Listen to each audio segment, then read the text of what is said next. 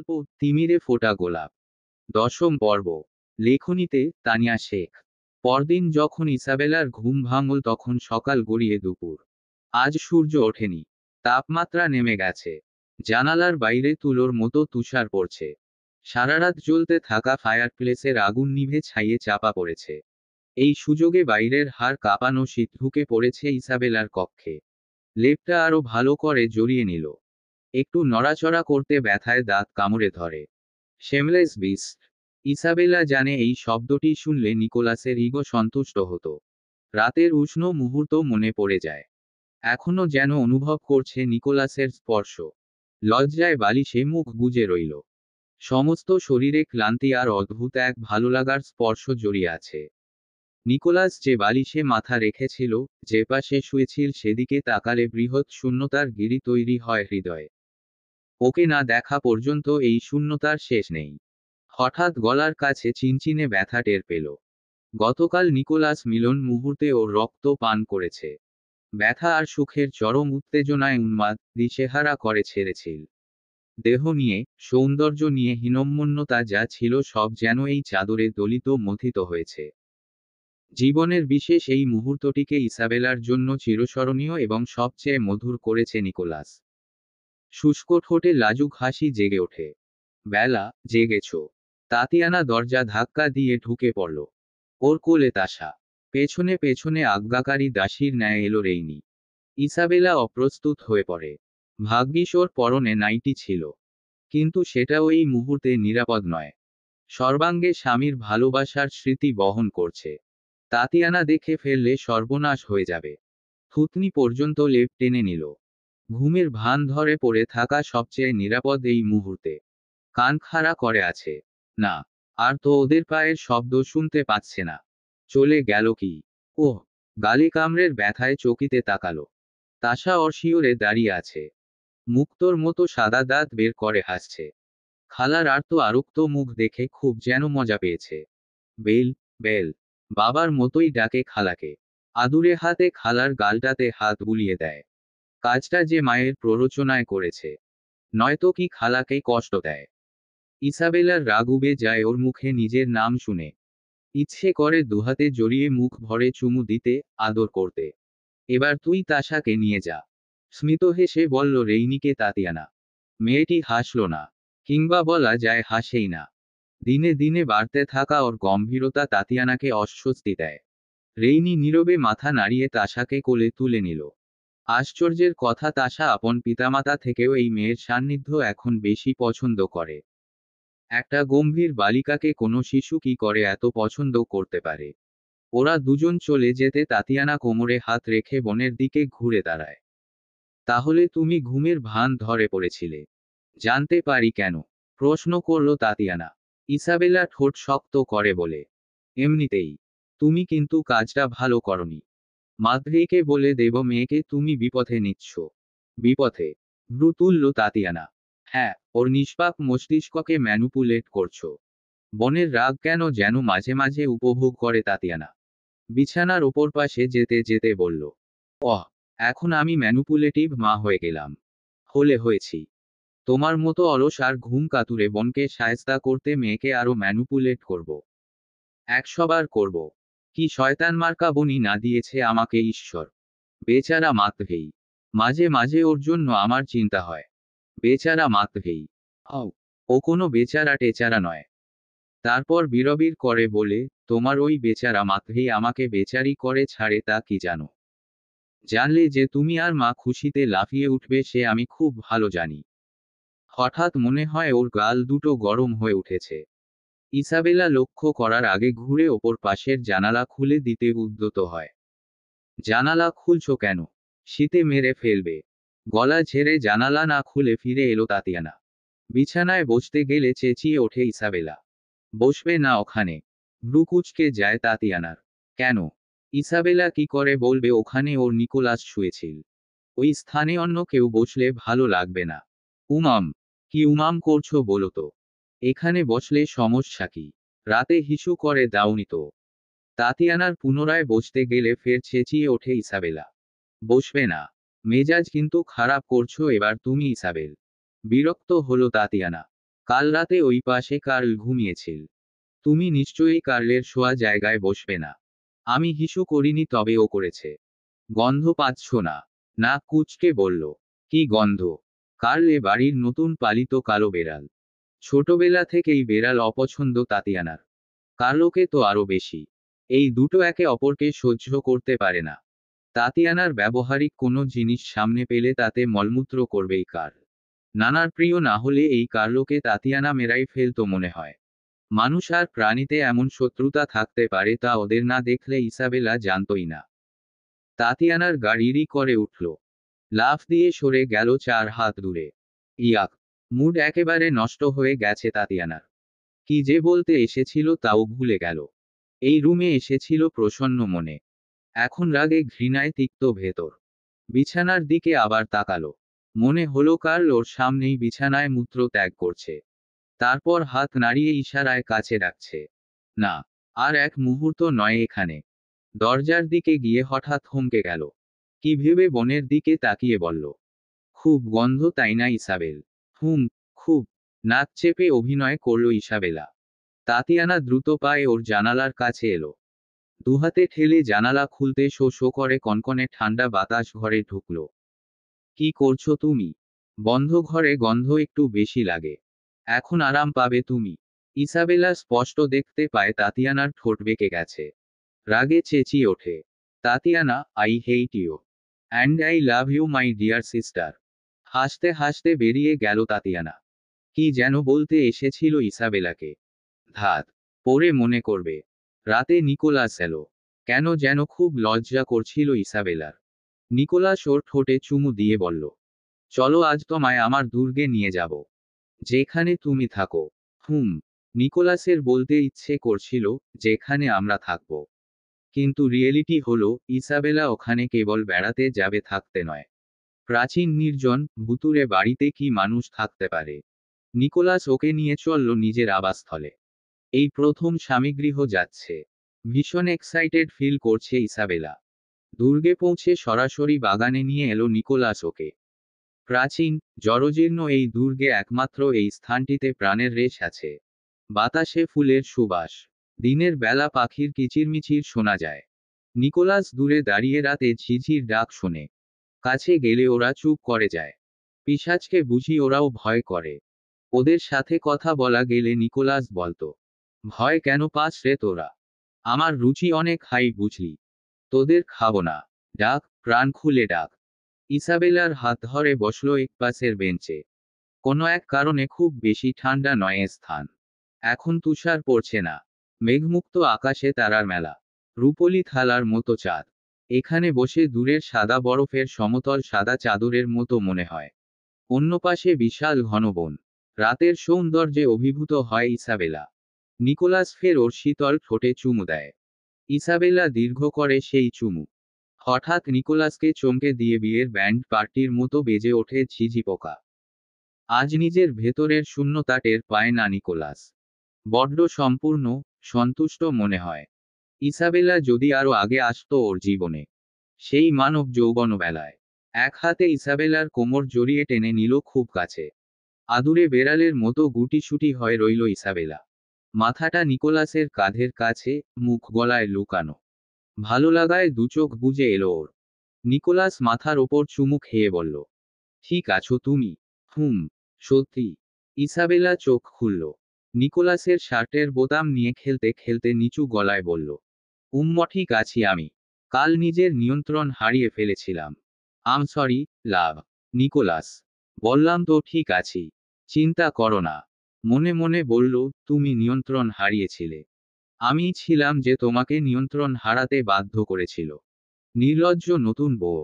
Nicolas হাত বাড়িয়ে দেয় ওর মুখের কাছে। কামড় দাও। হু। কিছুটা চমকে তাকায় ইসাবেলা। ভয় পাচ্ছ? ভেবেছ তোমাকে আমার মতো করতে চাচ্ছি? মাথা দুদিকে নাড়িয়ে পরিহাস সূচক মুচকি হাসল ও।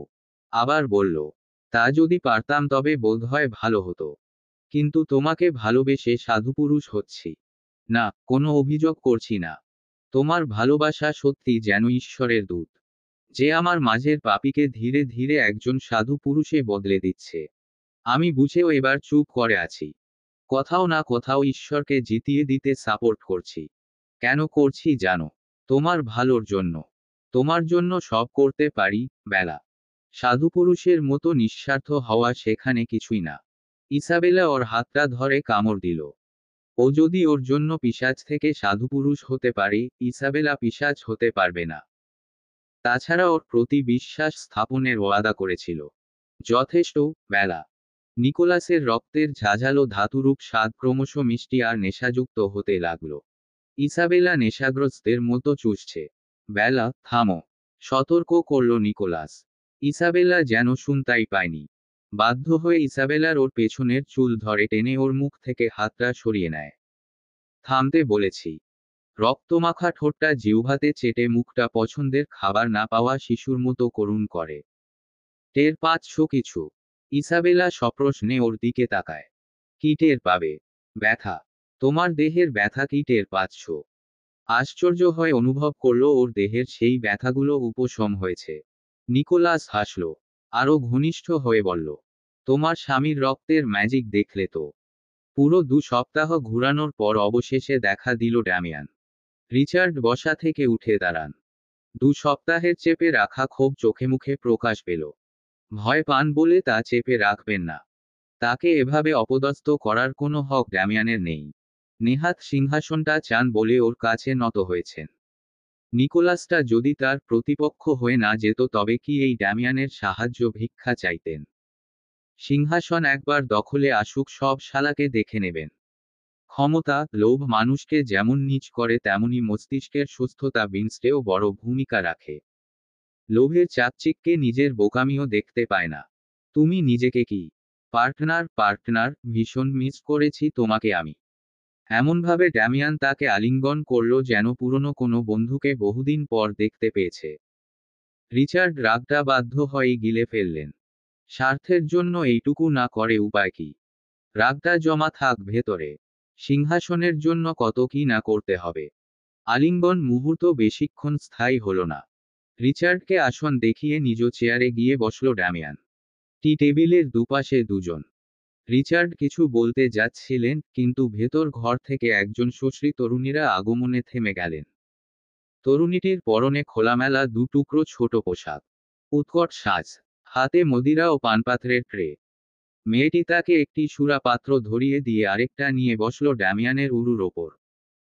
আদর সোহাগ দিয়ে সুরা পাত্রটি ড্যামিয়ানের ঠোঁটের ওপর ধরছে। লক্ষ্মী ছেলের মতো সেও বসে বসে মেয়েটিকে সন্তুষ্ট করছে বলে মনে হবে। লক্ষ্মী ছেলে। মনে মনে শ্লেষের সাথে হাসলেন রিচার্ড। লক্ষ্মী ছেলেদের গুণ থেকে লক্ষ ক্রোশ দূরের চরিত্র এই শয়তানটার। সুদর্শন চেহারার আড়ালে লুকিয়ে আছে ভয়ঙ্কর এক শয়তান। খুব সাবধানে ওদেরকে দেখছিলেন রিচার্ড। কোনো তরুণীকে এখন পর্যন্ত দ্বিতীয়বার ড্যামিয়ানের সাথে দেখেননি। এই মেয়েটি নতুন। বাকিদের মতো এর ভবিষ্যতে কি লেখা আছে তার কিছুটা হয়তো ধারণা করতে পারছেন তিনি। তারপর বলো পার্টনার, হঠাৎ কি মনে করে? হঠাৎ? তুমি কি ভুলে গিয়েছো আমাদের মাঝে চুক্তি? আজ 1টা বছর হতে চলল অথচ নিকোলাসকে হারানোর কোনো লক্ষণ বা চেষ্টা কিছুই দেখছি না। তুমি যদি ভাবো আমাকে ধোঁকা দেবে তবে মনে রেখো তা অত সহজ নয়। চুক্তি, ধোঁকা। শব্দ দুটো বলার আগে একবার ভেবে নিলে না পার্টনার? হেয়ালি শুনতে আসেনি। যা বলবে পরিষ্কার করে বলো। চুক্তির শর্তমতে তোমারও কিছু দেওয়া ছিল, দিয়েছ। রিচার্ডের মাঝে এখনো তিল পরিমাণ অবশিষ্ট থাকা পিতৃত্ব তাকে বাধা দিয়েছে। বলেছে এ অন্যায়, পাপ। রিচার্ড থমকে গেছে। মেয়েটা তাদের মতো হয়েও তাদের একজন না। ওর মুখটা দেখলে প্রিয়তমা মৃত স্ত্রীর কথা মনে পড়ে। কিন্তু লোভ তাকে এমনভাবে দাস বানিয়ে ছেড়েছে যে সকল আত্মীয়তা আজ তুচ্ছ। তুচ্ছ হয়েছে বারবার। নোভালিকে উৎসর্গ না করলে সিংহাসন মিলবে না। মানুষকে ম্যানুপুলেট করতে তার জুড়ি নেই। কেন যেন ড্যামিয়ানের বেলাতে বারবার ব্যর্থ হচ্ছেন। এই ড্যামিয়ানের মস্তিষ্ককে কেন বশ করতে পারেন না? সন্দেহ জাগলেও তা ভেদ করতে গিয়ে বিপাকে পড়েন। ভয় তখনই পান তিনি। যা ভয় জাগায় তা না ঘাটায় ভালো। নোভালির বিনিময়ে যদি কার্যোদ্ধার হয় তাহলে খামোখা ও ঘাটাঘাটির দরকার কি? ওর মতো দুর্বল মেয়ে পিতার কিছু তো উপকারে আসুক। ভেতরের শয়তানটার আবারও জিত হয়। বলেন। বলেছি যখন নোভালিকে তুমি পাবে। পাবে বললে হবে না যে পার্টনার। এই সপ্তান্তে নোভালিকে আমি চাই। তবে সিংহাসন কবে পাবো সেটাও নির্দিষ্ট করে বলে দাও। চুক্তি মতে দুজনই সমান লাভ করব। সপ্তাহ শেষে তুমি লাভ করবে আর আমি আশায় থাকব। তা তো হবে না। নির্দিষ্ট দিন চাই। ক্লিনসেপচুয়াল চুলকে ড্যামিয়ান বলল। যদি নির্দিষ্ট দিন না দিই কি করবে? চুক্তি ভেঙে দেবে। চলো তাই করি। ভরকে যান রিচার্ড। চুক্তি ভাঙবে? না না, কেন নয়? লাভটা যখন আমার বেশি তখন শুধু শুধু তুমি লস করবে কেন? চলো চুক্তি ভাঙবি। বেশ সিরিয়াস শোনালো ড্যামিয়ানের গলা। চুক্তি ভাঙলে নোভালিকে তুমি পাবে না। দরকার নেই। ও আর কি, সামান্য এক পিশাচ নারী। রিচার্ড দেখলেন প্রয়োজনটা ওরই বেশি। যার প্রয়োজন তাকে তো একটু নত হতেই হবে। ঠিক আছে, ঠিক আছে। হতাশা অসহায়ত্বে দুহাত শূন্যে তুলে বসা ছেড়ে উঠে দাঁড়ান। দাঁতে দাঁত পিষে বললেন, তুমি নোভালিকে পাবে। যে সময় বলেছ তার মধ্যেই। কিন্তু মনে রেখো তারপর আমারটাও চাই। যত তাড়াতাড়ি দেবে ততই মঙ্গল। শুধু আমার একার নয়, তোমার জন্য।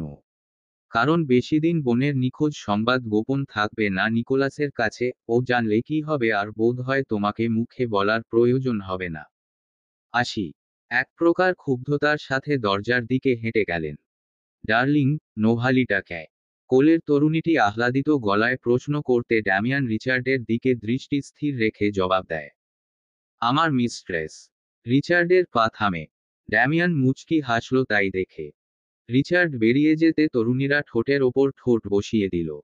দিনের চাইতে রাত এখন বেশি প্রিয় ইসাবেলার। কেমন শান্ত আর সুন্দর। সূর্যের প্রখরতার চেয়ে চাঁদের মেদুর আলো ভালো লাগে। পাখির কলতান মিষ্টি কিন্তু নিশাচর আর ঝিঝির ডাক মাদকতা মেশানো। রাতটাকে আরো বেশি রোমান্টিক করে। নিকোলাসের সঙ্গ আর নিশীথের এত আয়োজন ইসাবেলার ভাবনা বন্য করে তোলে। কিছুটা নির্লজ্জ, কিছুটা বেপরোয়া।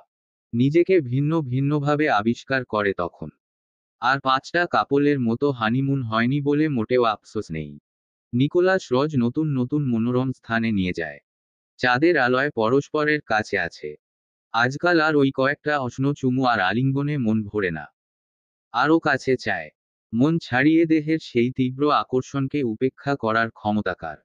আদিম শরীরী উন্মত্ততা ওদেরকে সবকিছু ভুলিয়ে দেয়। মনে রাখে কেবল নিজেদের এবং একে অপরের প্রতি সীমাহীন ভালোবাসা। গভীর রাতের আধার ফিকে হতে লাগলো। এবার ঘরে ফেরার পালা। কিছু সময়ের বিচ্ছেদ। ওইটুকু যে কি অসহ্যের তা কেবল ওরাই জানে। গ্রীষ্মের দাবদাহের চেয়েও প্রবল। এত যে কাছে পায় তবুও মন ভরে না। তবুও কাছে পাওয়ার আকাঙ্ক্ষা তীব্রতর হয়। এই রাতটাকে যদি মন্ত্র বলে স্থির করতে পারত নিকোলাস। কোথায় গেল সেই মন্ত্র পাবে? নির্জন রাস্তা ধরে হাঁটছে দুজন। রাস্তার পাশে প্রাচীন বৃক্ষসারি। মাথাটা ভারে ওপর পাশের জমিনে নুয়ে পড়েছে। ছাউনির ন্যায় তৈরি হয়েছে। খানিক দূরে দূরে গাছগুলোর অবস্থান হওয়াতে চাঁদের আলো মাঝে মাঝে আলোকিত করেছে পথটা। পথ চিনতে কষ্ট হয় না। ইসাবেলার হাত নিকোলাসের মুঠোর মধ্যে। হাঁটতে হাঁটতে হঠাৎ একটা শুকনো ডালের আঁচড় লাগতে উহু করে উঠল ইসাবেলা। সামান্য একটা ডালের আঁচড়ে আর কি হয়? কিন্তু নিকোলাস তা মানবে না। প্রিয়সীর পা আর ছোবে না এই পথ। তোমার ভর আমার পিঠের ওপর দাও। ইসাবেলা জানে প্রতিবাদ করে লাভ হবে না। ভালো বউয়ের মতো কাঁধ জড়িয়ে স্বামীর পিঠে চড়ে বসল। দুজনে আবার পথ চলতে শুরু করে। এই পথ পায়ে হেঁটে না চললেও হয়। কিন্তু তাতে ইসাবেলার সান্নিধ্যে আরেকটু থাকা হবে না যে। পথের সঙ্গিনী হিসেবে ইসাবেলার চেয়ে আর কে উত্তম? নিকোলাস। ইসাবেলা কাঁধের একপাশে মাথা রাখল। ঘুম ঘুম পাচ্ছে ওর। আবেশে চোখের পাতা ভারী হয়। নিকোলাস সামনের পথপানে চেয়ে বলল, হুম, আই লাভ ইউ। মুচকি হাসল নিকোলাস। ইসাবেলার বলা এই 3টি শব্দ অধিক প্রিয় নিকোলাসের। তার চেয়েও প্রিয় ইসাবেলা। ঘাড় ঘুরিয়ে প্রিয়তমা স্ত্রীর ঘুমন্ত মুখ দেখে কপালে আলতো করে চুমু দিল। তারপর বলল, I love you more than I can say, my angel. নিজ শহরে এসেছে পল। সাথে নিকোলাস। পলের বুক ধুকপুক করছে প্রাসাদের সামনে এসে। আজ নোভার সামনে নিজের মনের কথা প্রকাশ করবে। সারা পথ কথাগুলোকে সাজিয়ে গুছিয়ে নিয়েছে। এখন মনে হচ্ছে সব আবার আগের মতো এলোমেলো হয়ে গেল। নিকোলাস গাড়ি থেকে নেমে কোনো কথা না বলে সোজা নিজ কক্ষে চলে গেল। পুরোটা পথ গম্ভীর হয়েছিল। নববধূর থেকে আলাদা হওয়ার বেদনা বুঝি ওই গম্ভীরতা। আগামী 1 মাস ইসাবেলাকে দেখবে না, ও কথা বলারও তো সুযোগ নেই। ওই এক পত্র আলাপ ছাড়া। পল আগে হলে নিকোলাসের বিষণ্ণতা বুঝতে পারত না, কিন্তু এখন বোঝে। নোভাকে ভালোবেসে পৃথিবীর সকল প্রেমিকের কষ্ট বোঝে। গাড়ি পার্কিং করে ধীর পায়ে প্রাসাদে প্রবেশ করল। অপরাহ্নেও এই প্রাসাদটিতে ভুতুড়ে নিস্তব্ধতা। এতে পল অভ্যস্ত, কিন্তু পদে পদে অগ্রসর হতে যে অস্থিরতার সৃষ্টি হচ্ছে তাতে ও মোটেও অভ্যস্ত নয়। যত যাই হোক, আজ ও বলবেই নোভাকে। প্রত্যাখ্যাত হলে হবে। প্রত্যাখ্যান। কয়েক ধাপ ওপরের উঠতে পা থমকে যায় সিঁড়িতে। গলাটা শুকিয়ে আসে। বুকের বাপাস মথিত হয় নির্মমভাবে। কিছুক্ষণ লাগলো এই দুর্বলতা কাটাতে। তারপর আবারও 1 ধাপ 2 ধাপ এমন করে ওপরে উঠতে লাগলো। নোভার কক্ষের দরজা পর্যন্ত আসতে মনে হলো পাহাড় চড়েছে, পৃথিবীর সর্বোচ্চ পাহাড়। একটা মেয়েকে ভালোবাসিস? একটা মেয়ে। তার সামনে ভালোবাসি বলতে এত ভয়? তুই কি পুরুষ? ছি। ওর ভেতর থেকে তিরস্কার এলো। পলের যে লাগলো না তা নয়। হাজার হোক পুরুষ তো। সিনা টান করে বলল, ভয়? ওকে আমি একটুও ভয় পাই না। পিচ্ছি একটা মেয়ে। কিন্তু তখনই নোভার ক্রূর রক্তিম চোখ মনে পড়তে খুব খুব করে কেসে ওঠে। বুকে ঝড় তোলে ওর ডাগর চোখের কঠোর চাহনি। টানটানে সিনে হয়ে যায় সংকুচিত। তিরস্কৃত ভেতরের জনকে কটমট করে বলল, একটা মেয়ে বলছিস? জীবনে কাউকে ভালোবাসি বলেছিস যে আমার ভয় বুঝবি? ওর চোখে তাকালে কেন যেন আমার অবস্থা খারাপ হয়ে যায়। হাঁটু ভেঙে আসতে চায়। তুই শালা গেছিস। ভয় নয়, প্রেমে। পল একথা অস্বীকার করে কি করে? প্রেমে ও সত্যি ভেসে গেছে। নোভা যদি এখন ওকে কুলে তোলে, নয়তো কোন অকুলদরিয়ায় ভেসে যাবে নিজেও জানে না। এখানে কি করছিস তুই? রিচার্ডের বাজখাই গলা শুনে চমকে তাকায় পল। চোর ধরা খাওয়ার মতো কিছুক্ষণ দিশেহারা অবস্থা হয়। দ্রুতই সামলে নেয় নিজেকে। কিছু একটা জবাব দিতে হবে। রাজকুমারীর সাথে একটু কথা ছিল। কি কথা? পল ভ্রু কুঁচকে তাকায়। তারপর চোয়াল শক্ত করে বলল, কথাটা রাজকুমারীর সাথে ছিল, আপনার সাথে না। রিচার্ড যে ওর কথার ভঙ্গি পছন্দ করলেন না তার মুখ দেখে বেশ বুঝতে পারে পল। তাতে ওর বয়েই গেল। এই মহলে নিকোলাস, নোভা আর আন্দ্রেই ওর কাছে সম্মানিত। বাকি পিয়েতর সহ কয়েকজনকে শ্রদ্ধা করে। কিন্তু রিচার্ড বা সোফিয়া তাদের মধ্যে পড়ে না। এদেরকে এমনিতেও পছন্দ করে না পল। দরজার দিকে ঘুরে কড়া নাড়ল। 1 বার 2 বার। না, ভেতর থেকে কোনো সাড়া শব্দ এলো না। আর চোখে পাশে তাকায়। রিচার্ড দুহাত বুকের ওপর ভাঁজ করে দাঁড়িয়ে আছে। চোখে ও ঠোঁটের কোণে বিদ্রুপের রেশ। দাঁতে দাঁত পিষল পল। নোভা দরজা খুলছে না কেন? রাজকুমারী, রাজকুমারী। খুলছে না। আহা, কি করে খুলবে বলো তো বাছা? ও কি আর এই কক্ষে আছে? চোখ দেওয়ার সাথে সাথে তোমার ঈশ্বর যদি মাথায় একটু বুদ্ধি দিত তো দেখতে দরজা বাইরে থেকে বন্ধ। দেখো, সত্যিই প্রেম ওকে বোকাশোকার ক্যাটাগরিতে নামিয়ে নিয়েছে। বাইরে থেকে বন্ধ তা অখেয়ালি করেনি। নোভা তবে কোথায়? জবাবটা এলো রিচার্ডের কাছ থেকে। ও আমাদের ছেড়ে আন্দ্রেইর কাছে চলে গেছে। পকেট থেকে একটা চিঠি বের করে এগিয়ে দিয়ে বলল, চিঠিটা নিকোলাসকে দিও। আমিই দিতাম, কিন্তু বিশেষ একটি কাজে এই মুহূর্তে দেশের বাইরে যেতে হবে আমাকে। চিঠিটা পড়লেই নিকোলাস বুঝবে কেন নোভা এই সিদ্ধান্ত নিয়েছে। পল চিঠিটা হাতে নিল। সমস্ত শরীর ঠান্ডা হয়ে এলো। নোভা চলে গেছে। ওর মনের কথা না শুনেই চলে গেল। বুকের ভেতর এই অব্যক্ত ভালোবাসা চেপে নিঃশ্বাস নেবে কি করে এখন? চিঠি পড়ে থম ধরে বসে আছে নিকোলাস। মুখ শক্ত হয়ে উঠেছে। হাতের মুষ্টিতে দুমড়ে মুচড়ে ফেলল চিঠিটা। নোভা মাত্র 5 লাইনে বুঝিয়ে দিয়েছে নিকোলাসের থেকে আন্দ্রেই ওর আপন। নিকোলাস স্বার্থপর, নিষ্ঠুর। যে ছোট ভাইবোনের ভুল ক্ষমা করতে পারে না, নিষ্ঠুরভাবে ত্যাগ করে, তাকেও নোভা ভাই বলে স্বীকার করবে না আর। মাঝে মাঝে শব্দ তলোয়ারের চেয়েও ধারালো হয়। নোভার চিঠির শব্দ তেমনই ছিল। নিকোলাসের অপরাধী হৃদয়টাকে খণ্ড বিখণ্ড করেছে। যজ্ঞ শাস্তি দিয়েছে ভাইকেও।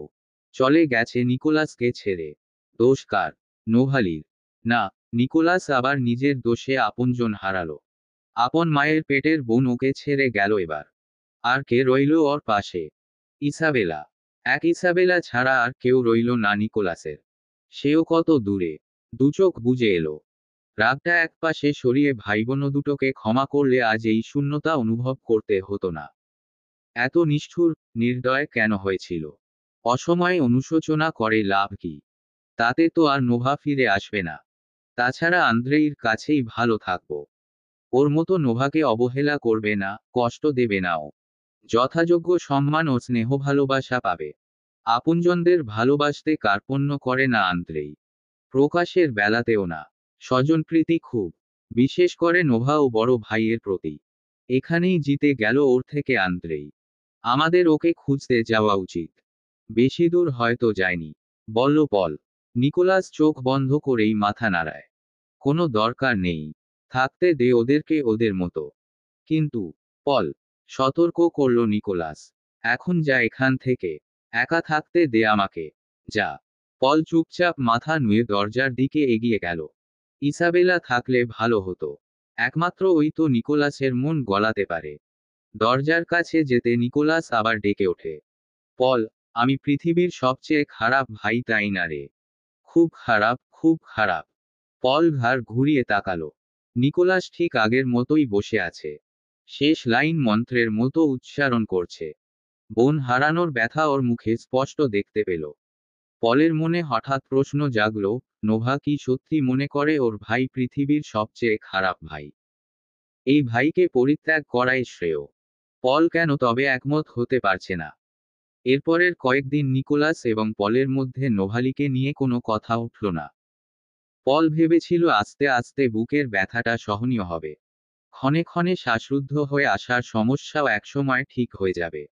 কিন্তু দিন যত যায় ততই অসহনীয় হয়ে ওঠে সব। অপ্রকাশিত ভালোবাসা ভারী হতে লাগলো বুকের ওপর। এত ভার যে মাঝে মাঝে শ্বাস আটকে আসে। রাতে ঘুম হয় না। একদৃষ্টে মুখ আসমানে চেয়ে থাকে, উফ। সেখানেও সেই হৃদয়হরণিয়ার মুখ, সেই চিত্ত চঞ্চল করা ডাগর চাহনি। বিছানার চাদর কাটা মনে হয়। নিদ্রাহীন উদ্ভ্রান্তের মতো ঘুরে বেড়ায় রাতে আবার দিনেও। কমিউনিটির বাকিরা আড়ালে আবডালে নোভার চলে যাওয়া নিয়ে কটাক্ষ করে। অনেকে খুশিই হয় ওর মতো দুর্বল সদস্যের চলে যাওয়াতে। নিকোলাস নিয়ম করে রোজ দরবারে আসে, সকলের সুবিধার কথা শুনে, আদেশ, নিষেধের ফরমান জারি করে। সবই মনে হয় স্বাভাবিক। নোভার শূন্যতা যেন কাউকে স্পর্শ করেনি। কিন্তু নিকোলাসের ভেতরটা তেতো হয়ে উঠেছে। সূক্ষ্মভতা যন্ত্রণা কোথাও টের পায়। নোভাকে ও মিস করছে। ওর আর আন্দ্রেইর শূন্য আসনে তাকালে বুকের ভেতর হা হা করে ওঠে। রাগ করে বলেছিল ওর মুখ দেখবে না। এখন ঠিকই আর কোনোদিন ও মুখ দেখাবে না। যে রাজত্ব ও ক্ষমতার জন্য এতকাল এত সর্বনাশ, ধ্বংসযজ্ঞ চালিয়েছিল, আজ সব পাপ মনে হয়। পাপের দহন ক্রমাগত ওর পায়ের পাতা ছিদ্র করে শিরায় পৌঁছে জ্বালাচ্ছে। এই তো সেদিনও ভেবেছিল পুরো পৃথিবী দখল করবে। পুরো পৃথিবী চায়, পৃথিবীর মানুষের দাসত্ব চায়। আজ মনে হয় পৃথিবীটা দখল করে হবে কি? এত মানুষের দাসত্বে করবে কি? দাসত্ব নয়, ভালোবাসা চায়। যাও পেয়েছে। সবার নয়, কিন্তু ইসাবেলার ভালোবাসা। 7 রাজার ধনও এর সমতুল্য নয়। বড় ভাগ্যবানেরা সাধনা করে এমন ভালোবাসা আর ভালোবাসার মানুষ পায়। ও তো বিনা সাধনায় পেয়েছে। কি ভাগ্যবানই নাও। যে ওকে এত দিল, তাকে নিকোলাস কি দিয়েছে? অস্বীকৃতি আর অসম্মান। কেউ বলেছিল, সৃষ্টিকর্তার কাছে যাওয়ার অনেক পথ আছে। ভালোবাসার পথ তার মধ্যে অন্যতম। নিকোলাসও জেনে না জেনে সেই পথেই এগোচ্ছে। এত উদ্ধত্ত, এত পাপের পর সৃষ্টিকর্তা কি গ্রহণ করবে ওকে? তুমি কি নত হচ্ছ? মানছ তার প্রভুত্ব? ভেতর থেকে তিক্ত স্বরে বলল। নিকোলাসের জিহ্বা জড়িয়ে আসে। ছোট্ট জবাব, হ্যাঁ অথবা না। কিন্তু এই দুটো ছোট্ট জবাবের একটাকে আজ বেছে নিতে প্রচণ্ড এক অন্তর্দ্বন্দ্বের সৃষ্টি হলো। যা শেষ পর্যন্ত অমীমাংসিতই রয়ে গেল। নৈশ তৃষ্ণা মিটিয়ে কক্ষে ফিরল রাতে। বাইরে আর ভালো লাগছে না। বিষণ্ণ মনে ইসাবেলাকে চিঠি লিখতে বসল। কেমন আছো, কি করছো ইত্যাদি ইত্যাদি লিখল। নোভার কথা ওকে লেখে না। খামোখা চিন্তা করবে। নিঃসঙ্গ রাতে ইসাবেলার উষ্ণতার অভাব ভীষণভাবে উপলব্ধি করে। তুমিহীন সত্যি আমি মৃত, বেলা। বড্ড একলা। চারপাশে ঘোর অমানিসা। আন্দ্রেই বলেছিল, তুমি ও তোমার ভালোবাসা আমাকে দুর্বল করে ছাড়বে। হাতে লেগেছিল ওর কথা। প্রতিবাদ করেছিলাম। এখন দেখছি ঠিকই বলেছিল। তুমি আমার শক্তির উৎস হয়ে গেছো। তুমিহীন দুর্বল আমি। কিন্তু এই দুর্বলতাকে ভালোবাসি। তখন মনে হয় আমি আবার আগের মতো মানুষ হয়ে গেছি। আজকাল মানুষ ভাবতে এত কেন ভালো লাগে বলতে পারো, বেলা। নোভার দরজায় মস্ত এক তালা ঝুলছে। কে লাগিয়েছে পল জানে না। কি মনে করে কয়েকদিন ধরে ভাবছে নোভার কক্ষে ঢুকবে, হয়তো ওখানটা ওর স্মৃতি জড়ানো বলে। একটু ছুঁয়ে দেখবে ওর ব্যবহৃত জিনিসপত্র। ব্যর্থ প্রেমিকেরা কত কি করে। তালাটা প্রথম বাধা হয় ওর। তালার চাবি খুঁজতে যেতে সংকোচ হয়। কারণ কি দেখাবে? প্রেমে না পড়লে সংকোচ থাকতো না। কিন্তু কক্ষে এখনও ঢুকবেই। লুকিয়ে হলেও। ভোরে সকল পিশাচ কফিনে ঢুকতে পল সাবধানে রশির সাহায্যে নোভার কক্ষের বন্ধ জানালা পর্যন্ত এলো। ওর বলিষ্ঠ হাতে জানালার একটা পাল্লা টেনে খুলে ফেলে। ফ্রেঞ্চ জানালা হওয়াতে সুবিধা হয়েছে। বাধাবিঘ্ন ছাড়াই এক লাফে নোভার খালি কক্ষে প্রবেশ করল। এই প্রথম নয় এখানে এসেছে পল, তবু আজ আবেগতাড়িত হলো। এই কক্ষের জংলি ফুলের ম্লান সুবাস নোভার স্মৃতি বহন করে। পল ছুঁয়ে ছুঁয়ে দেখল দেওয়াল, আলমিরা, ফুলদানি, বিছানা, বালিশ, শেষে টেবিলের সামনে এসে দাঁড়ায়। টেবিলে এখনো কয়েকটি বই, লেখার খাতা আর কলম পড়ে আছে। মনে পড়ল এই জায়গায় দাঁড়িয়ে জার্নালটা লুকিয়ে ফেলেছিল নোভা। সেই বন্ধ ড্রয়ারে চোখ পড়ল এবার। এখনো বন্ধ সেটা। খুলে দেখবে কি?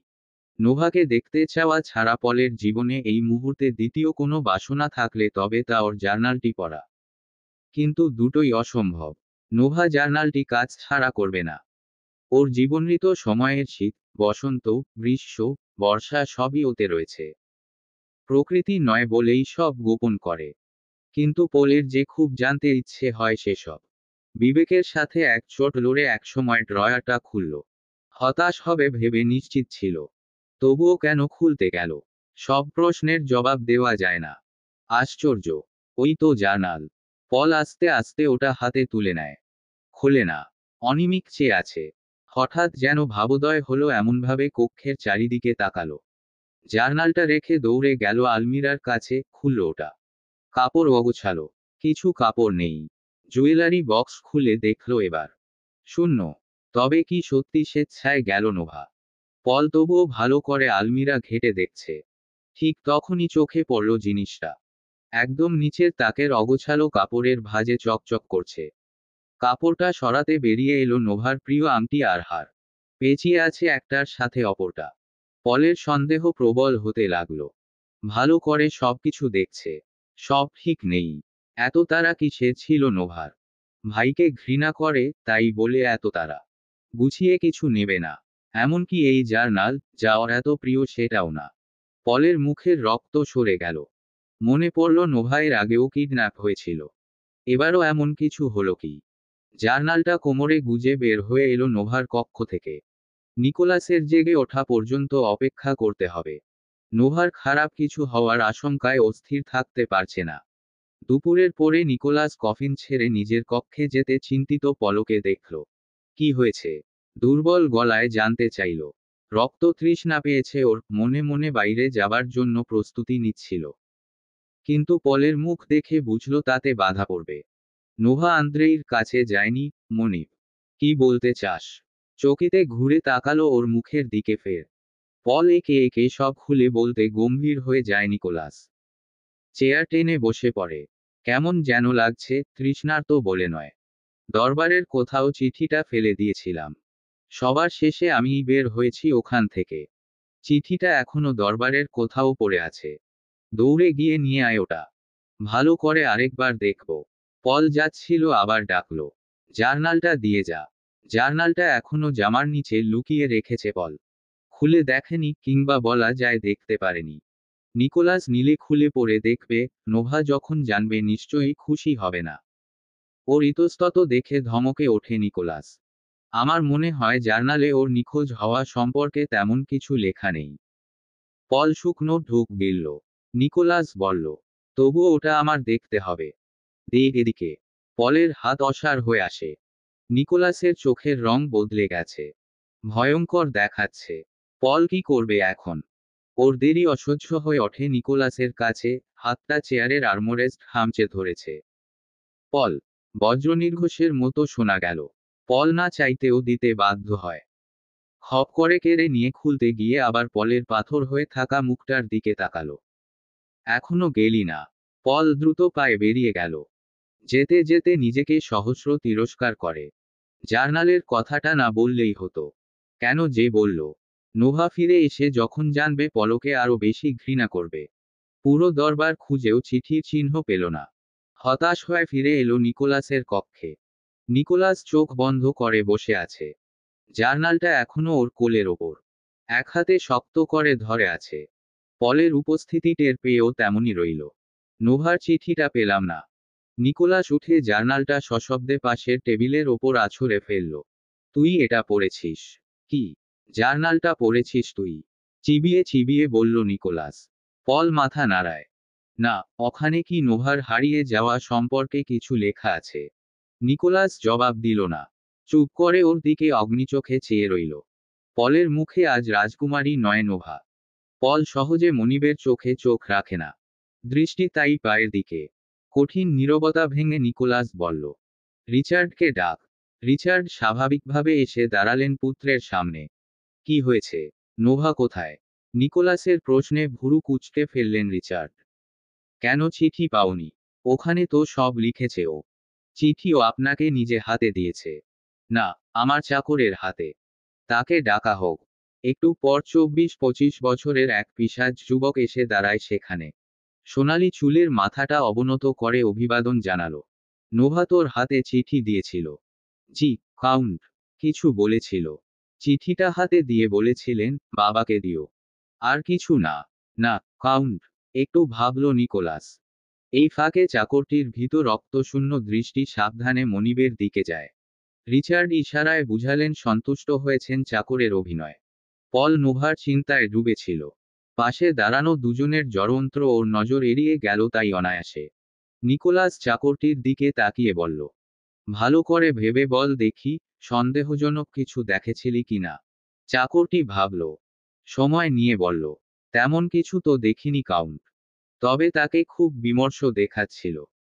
ছোট মনিব যাওয়ার পর থেকে মনমরা থাকতে দেখেছি, কিন্তু সেদিন যেন খুব বেশি মনমরা ছিলেন। অপরাধবোধের চপেটাঘাত পড়ল যেন নিকোলাসের মুখে। চাকরটিকে বিদায় দিয়ে রিচার্ড বললেন, খামোখা চিন্তা করছো। জানোই তো আন্দ্রেইর সাথে ওর কত মিল। সৎ ভাই এর চোখে দেখেছে কখনো? ওর ভাই বলো বন্ধু বলো ওই একটি, আন্দ্রেই। সেই ছোটবেলা থেকে একে অপরের ছায়া হয়ে থেকেছে ওরা। ও যে আন্দ্রেইর টানে যাবে সে আমি আগেই জানতাম, এতদিন যখন কাছে ছিল খোঁজও নেওনি বোনের। চলে যেতে এত দরদ যাচ্ছে কেন তোমার? নাকি আন্দ্রেইকে হিংসে করছো? সংযত হয় কথা বলুন রিচার্ড। আন্দ্রেইকে হিংসে করতে যাব কেন? নোভার হাতের লেখা চিঠি পড়ার পরও তাহলে এত ঝামেলা করছো কেন? কমিউনিটির সকলে শুনলে আমার মতোই ভাববে। হয়তো তার চেয়েও বেশি। থামুন। সুযোগ পেলেই আবোলতাবোল বকতে থাকেন, আপনার প্রয়োজন শেষ এবার আসুন। রিচার্ড রাগ রাগ মুখে বেরিয়ে গেলেন দরজার বাইরে। পল এগিয়ে এলো। আমার কেন যেন রিচার্ডের কথা বিশ্বাস হচ্ছে না। আপনি একবার নোভার কক্ষে ঘুরে আসুন। ওখানে সব ঠিক নেই। আমি কি করে বুঝাব আপনাকে? আচ্ছা, এসব না হয় বাদই দিলাম। বাইরে যুদ্ধ চলছে। এই অবস্থায় ওর কি অতদূর একা যাওয়া ঠিক? পথে যদি কিছু ঘটে, পরিষ্কার করে বল। ক্ষোভ প্রকাশ পেল নিকোলাসের গলায়। পল বলল, আমি ট্রিয়ের সেই জঙ্গলে যেতে চাই যেখানে আন্দ্রেই নির্বাসিত। পল। পল এবার আকুতির পর্যায়ে চলে যায়। আমাকে যেতে দিন, মনিব। সত্যিটা আমাকে জেনে আসতে দিন। আমি জানি, বনের জন্য আপনারও চিন্তা হচ্ছে। রিচার্ডের কথায় ভরসা করে চুপচাপ বসে থাকা আমাদের ঠিক হবে না। তাছাড়া নোভা একা এতদূর গিয়েছে। পথে বিপদ টিপদও হতে পারে। আপনার শত্রুর অভাব নেই। এর আগেও একবার ও কিডন্যাপ হয়েছিল। আমার মনকু গাইছে। আমাকে যাওয়ার অনুমতি দিন। আমি ওর খোঁজ নিয়ে আসলে আপনিও নিশ্চিন্ত হবেন। নিকোলাস ওকে গভীর দৃষ্টিতে দেখতে লাগলো। তারপর হাঁপ ছেড়ে উঠে দাঁড়ায়। যা। পল খুশি হয়ে বলল, আজই রওয়ানা হই। হুম। জার্নালটির দিকে চেয়ে নিকোলাস পুনরায় বলল, আজ থাক। কাল সকালে রওয়ানা দিস। আজ রাতে তোর সাথে আমার কিছু কাজ আছে। পলের মুখের খুশিটুকু মলিন হলো। তবুও জোরপূর্বক স্মিত হেসে খুব নিচু গলায় বলল, ঠিক আছে। রিচার্ড দরজার পাশে দাঁড়িয়ে কান পেতে সব শুনলেন। দাঁত কামড়ে বিড়বিড় করে বললেন, বাস্টার্ড পল, খুব নোভা নোভা করছিস। ভেবেছিস বুঝি না কিছু। বাগে পাই একবার, তারপর তোর নোভা নোভা জব ছুটিয়ে দেব শালা।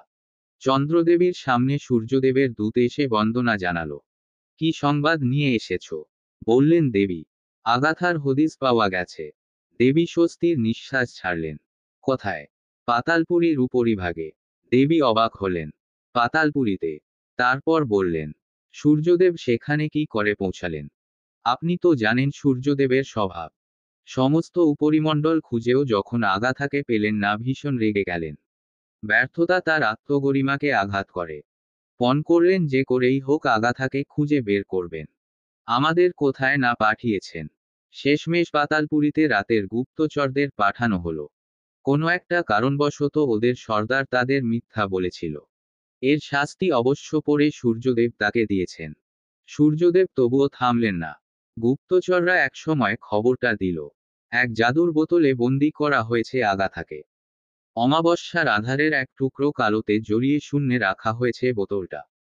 স্থানটিকে সকলের চোখের আড়াল করতে জাদুকরী পন্থা অবলম্বন করেছে। সফলও হয়েছিল বলা যায়। কিন্তু ধরা একসময় ঠিক পড়ল। এর জন্য দায়ী আসল ব্যক্তিকে তা এখনো শনাক্ত করা যায়নি। দূতের কথা শুনে দেবী কিছুক্ষণ চুপ করে রইলেন।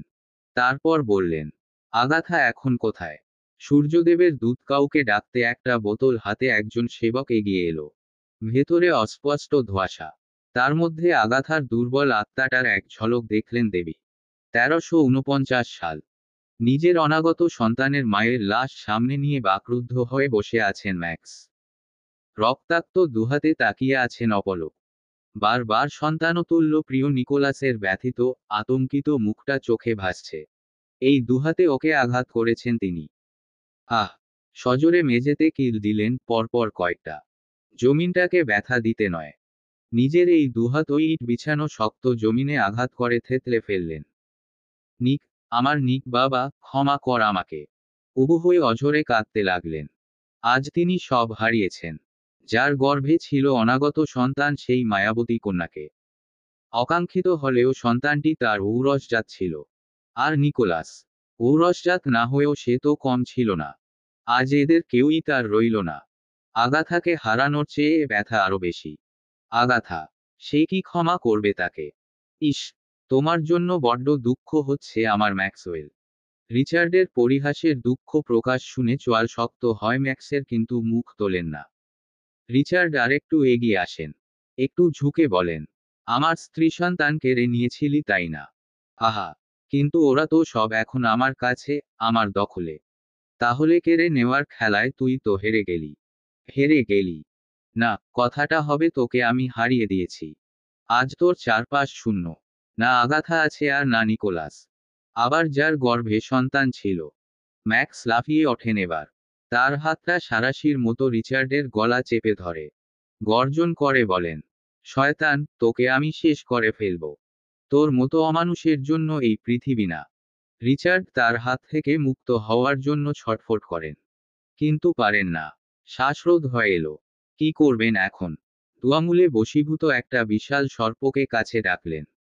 ম্যাক্স কিছু বুঝে ওঠার আগে ভারী লেজটা দিয়ে সরীসৃপটা তার পায়ে আঘাত করল। টাল সামলাতে না পেরে পড়ে গেলেন ম্যাক্স। ছাড়া পেলেন রিচার্ড। গলায় হাত বুলিয়ে খুব খুব করে কেসে উঠলেন। শালা, তোর তেল ফুরিয়ে গেলেও সলতে চলছে। ওই সলতে কি করে পুরাতে হয় তা বেশ ভালো করেই জানি। কে আছিস? এই মাদারফাকারটাকে টর্চার সেলে নিয়ে যা। মৃত্যুর আগ পর্যন্ত ওকে কোড়া মারবি। দুজন ভৃত্য এসে ম্যাক্সের দুর্বল আহত শরীরটা টেনে তুলল। রিচার্ডের সামনে দিয়ে যেতে শক্তি জুগিয়ে ডান পাটা তুলে লাথি দিলেন ওকে। চিত হয়ে পড়ে গেলেন রিচার্ড। রাগে ও ব্যথায় হিসহেসিয়ে ওঠেন। তেরে এসে ওর গলা চেপে ধরলেন। বড় জোর ওই পায়ে এখনো, হুম। ঘুষি দিয়ে নাক ফাটিয়ে ফেললেন ম্যাক্সের। তারপর যে পায়ে লাথি দিয়েছে তাতে লাথি দিতে লাগলেন। হাঁপিয়ে না ওঠা পর্যন্ত থামলেন না। পাটা ভেঙেই গেল। আর্তনাদ করে উঠলেন ম্যাক্স। রিচার্ড ভৃত্য দুজনকে বললেন, আগে ওর ওই পা কাটবি। ভাঙা পা রেখে আর লাভ কি? খামোখা কষ্ট বাড়বে। তারপর মরার আগ পর্যন্ত বুঝিয়ে দিবি আমার পথে এসে কতই না ভুল করেছে। যদি পায়ে ধরে ক্ষমা টমা চায় তো একটু দয়া করিস। ওর প্রাণপ্রদীপ আগেই নিভিয়ে দিস, যা।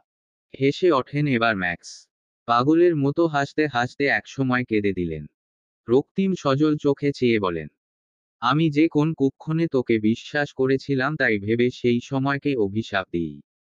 আমার সরলতার, বিশ্বাসের সুযোগ নিয়ে ধোঁকা দিয়েছিস তুই। ওই নিষ্পাপ মেয়েটাকে ম্যানুপুলেট করে আমাকে ধোঁকায় ফেলে। ম্যাক্সের শ্বাসরুদ্ধ হয়। চোখের সামনে দুঃস্বপ্ন হয়ে ভেসে ওঠে সেই রাতের স্মৃতি। মুখে বলতে আজও বড্ড বাধে। ম্যাক্স সজ্ঞানে আগাথা ছাড়া কোনো মেয়েকে স্পর্শ করার কথা ভাবতেও পারতেন না। ডিভোর্স পেপারে সাইন করার নাম করে বাসায় আমন্ত্রণ করে রিচার্ড। এরপর কৌশলে ভোদকার সাথে মিশিয়ে দেয় মন্ত্র পড়া আফিম। প্রায় এক সপ্তাহ হুঁশ ছিল না বলতে গেলে ম্যাক্সের। যখন মস্তিষ্ক সঠিকভাবে কাজ করে ততক্ষণে অনেক দেরি হয়ে গেছে। মেয়েটি বড় সরল। রিচার্ড ওর দারিদ্রতার সুযোগ নিয়েছে। ম্যাক্স ভীষণ গালমন্দ করেন, রাগ করেন। কি জবাব দেবেন আগাথাকে? মেয়েটি কান্নায় ভেঙে পড়ে। ক্ষমা চায়। ম্যাক্স কি করবেন ভেবে পান না।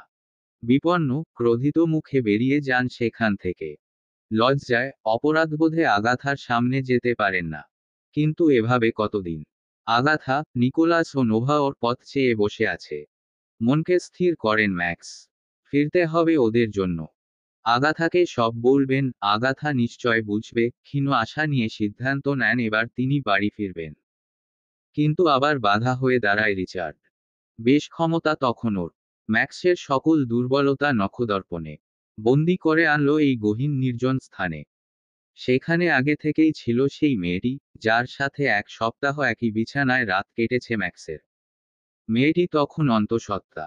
তবুও দাবি নেই ম্যাক্সের কাছে ওর। অনুশোচনায় মাথা নুয়ে রইল। এই অবস্থাতেও রিচার্ড ওর ওপর অত্যাচার থামায়নি। অনাহারে, অর্ধাহারে লোহার শিকল পরিয়ে রেখেছে সেখানে। ম্যাক্সকে ছলনায় বাঁধতে না পারার শাস্তি এটা ওর। ওর এই অবস্থা দেখেও মন নরম হয়নি প্রথমে ম্যাক্সের। একই কারাগারে বন্দি থেকেও অনেকদিন কথা বলেনি দুজন। কিন্তু মেয়েটির যন্ত্রণা দেখে শেষমেশ মন গলে। তারপর কথাবার্তা তেমন না হলেও মেয়েটি যন্ত্রণা উপশম করতে হাতটি বাড়ন্ত পেটের ওপর রাখে। কাঁধটা এগিয়ে দেন মাথা রাখতে। অনাগত সন্তানের প্রতি টান বাড়ে। মায়া বাড়ে সন্তানের মায়ের প্রতিও। সংকীর্ণ এই গণ্ডিতে কখন যে মেয়েটির কাছে চলে এসেছিল জানেন না। আবারও ভুল হয়েছে। এই ভুলের মাসুল সব খুইয়ে দিতে হলো তাকে। আবার সজল চোখে তাকান মেয়েটির লাশের দিকে। রিচার্ড আজ খুব খুশি। প্রতিশোধ নিতে পেরেছেন। ম্যাক্সের এই অসহায়ত্ব, যন্ত্রণা তাকে পৈশাচিক আনন্দ দেয়। কি আনন্দ! আহ! ওর শোক বিহবল মুখে চেয়ে ভেতরটা উল্লাসে ফেটে পড়ে। বৃত্ত দুটো টেনে নিয়ে যায় সামনে। ম্যাক্স চিৎকার করে বলেন, সত্য কোনোদিন চাপা থাকে না। তোর সত্য নিকোলাস একদিন জানবে। ঈশ্বর সত্যি হলে নিশ্চয় জানবে। ধোঁকা দিয়েছিস তুই আমাকে রিচার্ড। আমি ঈশ্বরের কাছে প্রার্থনা করি তিনি যেন এর উচিত শাস্তি তোকে দেন। আমার সন্তানকে পৃথিবীর আলো দেখতে দিসনি, প্রিয়জনদের কেড়ে নিয়েছিস। ঈশ্বর তোর সবকিছু কেড়ে নেবেন। নরকে যাবি তুই শয়তান। ম্যাক্সের শেষ আহাজারি ও অভিশাপ এই কারাগারের দেওয়ালের কোথাও অদৃশ্য হয়ে যায়। রিচার্ড বিজয়ী আজ। তার মুখে সেই আনন্দ যেন ধরে না। ওসব অভিশাপকে থোড়াই কেয়ার করেন তিনি। এই মৃত যুবতী ও ওর পেটের শিশু তোর। যা আমোদ কর। সরীসৃপটি কি বুঝল কে জানে। রিচার্ড চলে যেতে মৃত যুবতীর লাশ শরীরের সাথে পেঁচিয়ে নেয়। মুখ হা করে জিহ্বা বের করল। মৃত মৃত গন্ধ। এ কি খাওয়া যায়? হঠাৎ যুবতীর পেটটা নড়ে উঠতে দেখল। হিস হিস শব্দে মুখটা ওর পেটের কাছে নেয়। পেটের উপরিংশের জামাটা সরু দাঁতে ছিঁড়ে ফেলল। তারপর দাঁত বসিয়ে দেয় পেটের ওপর। ভেতরের নড়াচড়া থেমে যায় তারপর। পেট দু ভাগ করার জন্য যেই না মুখ ফের হা করল কোথা থেকে দমকা হাওয়া এলো। তাপমাত্রা মুহূর্তেই শূন্যে নামে। তার সাথে ঘন কুয়াশা নেমে এলো সাপটির চোখের সামনে। এক সময় নিঃস্ব কালো অন্ধকার। অতি ঠান্ডায় সরীসৃপের শরীর জমতে লাগল। বেষ্টনী থেকে ছুঁড়ে মারল লাশটি। সেটি পড়ল কারাগারের দুর্গন্ধের নালিতে গিয়ে। দ্রুত সেখান থেকে পালিয়ে বাঁচল সাপটি। রাত নামে তারপর সকাল হয়। সকাল গড়িয়ে ফের সন্ধ্যা। বাইরে ঝুম বৃষ্টি। কারাগারের উঁচু ঢিবির পানি জমা হয়ে সমস্ত ময়লা আবর্জনা নিয়ে এই নালা দিয়েই বেরিয়ে যায় কয়েক ফুট নিচের খালে। যুবতীর লাশ আবর্জনার সাথে ভাসতে ভাসতে খালে পড়ে। সেখান থেকে আস্তে আস্তে বনমধ্যে একটা ঝিরির মুখে গিয়ে আটকে যায়। আবার সময় নিজ গতিতে এগিয়ে চলে। দিন যায় রাত আসে। এমনি করে 3 দিন। যুবতীর সুন্দর দেহটা ফুলে বিভৎস হতে শুরু করেছে। তারপরেও ঝিরির মুখ পিছলে আবার ভাসতে লাগলো। অশরীরী কিছু যেন টানছে। পেটটা পানির ওপরে আরো ফুলে উঠেছে। সারাদিন ঝিরিতে ভাসতে ভাসতে দিন শেষে এক গুহার মুখে এলো। গহীন জঙ্গল। সূর্য ডুবতে চারপাশে ঘন অন্ধকার নামল। নীরে ফেরা পাখির কিচিরমিচির বন্ধ হয়। নিস্তব্ধ চারপাশ। সূর্য গাছের ফাঁকে এক ফালি ম্লান চাঁদ উকি দেয়। যুবতীর সাদা অর্ধনগ্ন শরীর আবছা দেখা যায়। হঠাৎ আবার তাপমাত্রা শূন্যে নামল। গা কাঁপিয়ে দেওয়া শীতল বাতাস বইছে। এত জোরে যে অমন পচে ফুলে ওঠা মৃতদেহটা টেনে নিয়ে গেল গুহার ভেতরে। যেন বাতাস নয়, এক দানবীয় হাত ওটা টেনে নিল। বাতাসের গতি কমে আসে। পুরোপুরি থামে না। তাপমাত্রার পারদ একটু একটু করে যেন ওপরে উঠছে। ঠিক তখনই এই জঙ্গলের নিশুতি নিস্তব্ধতা ভেঙে কান্না করে ওঠে এক মানব শিশু। সদ্য জন্মানো এক মানব শিশু, যার জন্ম অন্ধকারে, শয়তানের ছায়ায়। শিশুটি বড় হতে লাগল। যে অন্ধকার প্রকৃতি ও শয়তানের ছায়ায় জন্ম নিয়েছিল তারই মাঝে। এই বিপদসংকুল ঘন জঙ্গল হয়ে উঠল ওর সব। বৈরী আবহাওয়াতে মানিয়ে নিল নিজেকে। যেন এর সাথে জনম জনমের সখ্যতা। শৈশব পেরিয়ে কৈশোর, তারপর যৌবন এলো। জঙ্গলের বাইরের জগৎ ওর অজানা। কত প্রজন্ম এলো গেল, কিন্তু ও যা তাই রইল। চোখের সামনে জন্ম হওয়া সিংহ, শাবক, বাঘ ও বানর সবই একসময় নিস্তেজ হয়ে মিশে যেত মাটিতে সময়ের সাথে। ঝিরির জলে নিজেকে দেখত। একই আছে। একটুও পরিবর্তন আনেনি সময় ওর মধ্যে। বহুকাল জঙ্গলবাসী হয়ে, জন্তু জানোয়ারের সাথে থেকে স্বভাবও তেমন। কিন্তু আকার আকৃতি ওদের সাথে মেলে না। এই জঙ্গলের কোনো জীবের সাথেই না।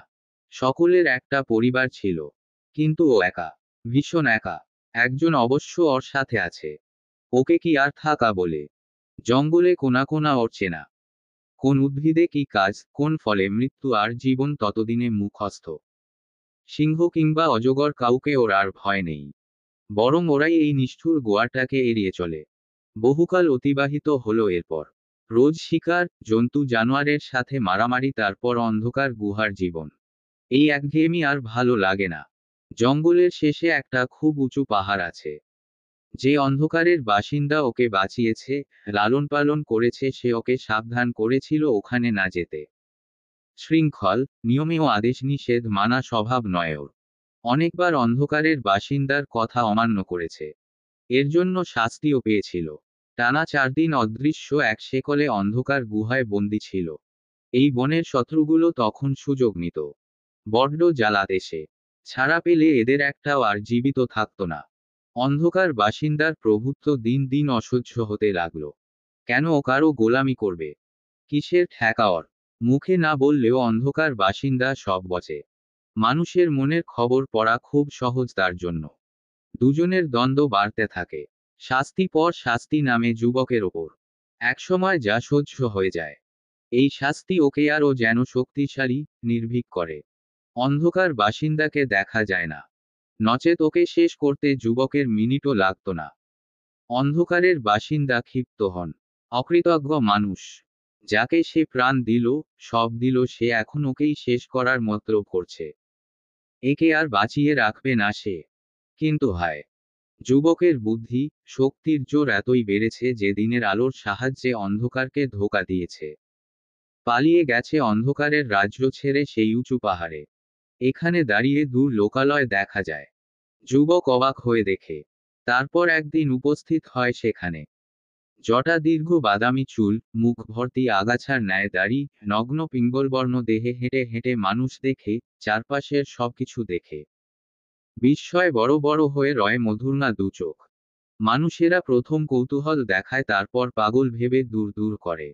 ওই মধুর দু চোখে চেয়ে কারো আবার মায়া হয়। দয়া করে উচ্ছিষ্ট খেতে দেয়, খাবার খেতে খেতেও অবাক হয় যুবক। অদ্ভুত স্বাদ, কিন্তু খারাপ না।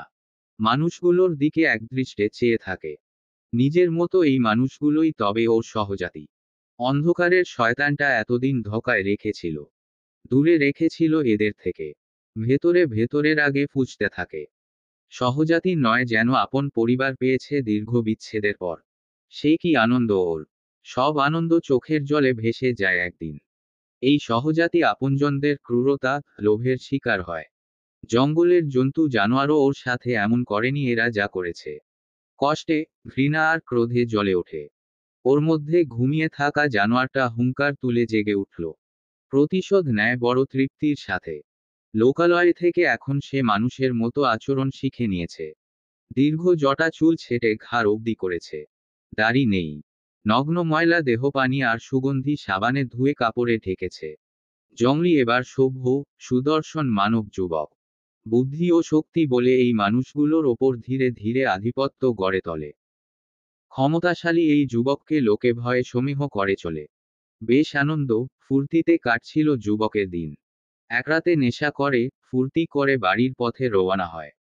ফিটনের পেছনের সিটে গা এলিয়ে কখন যে ঘুমিয়ে পড়েছিল মনে নেই। পরদিন হুঁশ ফিরতে নিজেকে সেই জঙ্গলে, অন্ধকার বাসিন্দার গুহায় আবিষ্কার করল। ভয় খেয়ে যায় তৎক্ষণাৎ। নেশার প্রভাব তখনও ছিল। হাত পায়ে জোর পেল না। অন্ধকার বাসিন্দা হো হো করে হেসে ওঠে ওর অসহায়ত্বে। শাস্তি দেয়, তিরস্কার করে। যুবকের নেশা কেটে যায়। রক্তাক্ত হয়ে পড়ে থাকে গুহার ভেতরে। এক সপ্তাহ এভাবেই ওর ওপর অত্যাচার চালালো। যুবকের মুমূর্ষু অবস্থা। অন্ধকার বাসিন্দা ভাবল আর বাঁচবে না ও। এবার তাহলে এই অকৃতজ্ঞকে জানানোই যায় কেন ও কিভাবে ওর জন্ম। সত্যি বলতে এতদিন যুবক দেহের আঘাতে শুধু ব্যথিত হয়েছিল, যা সময়ে ঠিক হয়ে যেত। কিন্তু সেদিন অন্ধকার বাসিন্দার সেই কথা শুনে ব্যথার চাপে দমবন্ধ হয়ে এলো ওর। এত কষ্ট এই জীবনে পায়নি। মায়ের অদেখা মুখ সেদিন যেন স্পষ্ট দেখতে পেল। কঙ্কালটি একটা রক্ত মাংসের নারীমূর্তি রূপ নিল। এত সুন্দর মুখ, অথচ তাতে কি দুঃখ! যার দুগ্ধ পান করেনি, যার কোলের উষ্ণতা গায়ে মাখেনি, তারই কষ্টে যুবকের বুকের ভেতর রক্তক্ষরণ হয়। জন্মের পর যেভাবে আকাশ পাতাল এক করে কেঁদেছিল, সেদিন আবারও তেমন করে কাঁদল। শুধু কণ্ঠে যুক্ত হয় একটা শব্দ, মা, মা। মনিব, মনিব। ভীত চাকরটি হাত বাড়িয়ে বিছানায় উবু শুয়ে থাকা মনিবের কম্পিত দেহটা নাড়া দেয়। কয়েকবার ডাকতে শান্ত হয় তার মনিব। কিছুক্ষণ চুপ করে বসা গলায় বলে, স্নানের ব্যবস্থা কর। জি, মনিব। চল্লিশর্ধ চাকরটি দরজার কাছে গিয়ে আবার ফিরে তাকায়। ওর মনিব এখনো বালিশে মুখ গুজে আছে। মানুষটার প্রতি এই এক সময় তার বড় মায়া হয়। মাথা নুয়ে নিঃশব্দে দরজার বাইরে চলে গেল। স্নানের ব্যবস্থা করে ডাকতে এসে দেখল মনিব কক্ষে নেই। গেল কোথায়? এই অবস্থায় তো তিনি কখনো বের হন না। দরজায় দাঁড়ানো প্রহরীকে জিজ্ঞেস করল, মনিব কোথায় গেছে? প্রহরী গম্ভীর গলায় বলল, গর্ভগৃহের দিকে যেতে দেখলাম। গর্ভগৃহে? এই অবস্থায় ওখানে গেলেন কেন? তারপর হঠাৎ করেই যেন জবাবটা পেলে গেল।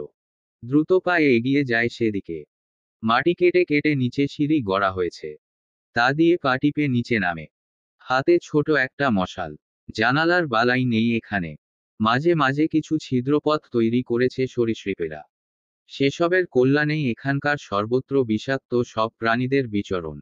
অন্ধকার, স্যাঁতস্যাঁতে মাটি পেয়ে ওরা যেন আরো বেড়েছে সংখ্যায়। চাকরটির এ পথ চেনা। ওদেরকে এখন আর ভয় পায় না। কিছুদূর এগিয়ে মনিবের গর্জন শুনে থমে যায়। নোভালি। চাকরটি দৌড়ে সামনে যায়। ওর মনিব দাঁড়িয়ে আছে কাচের কারাগারের সামনে।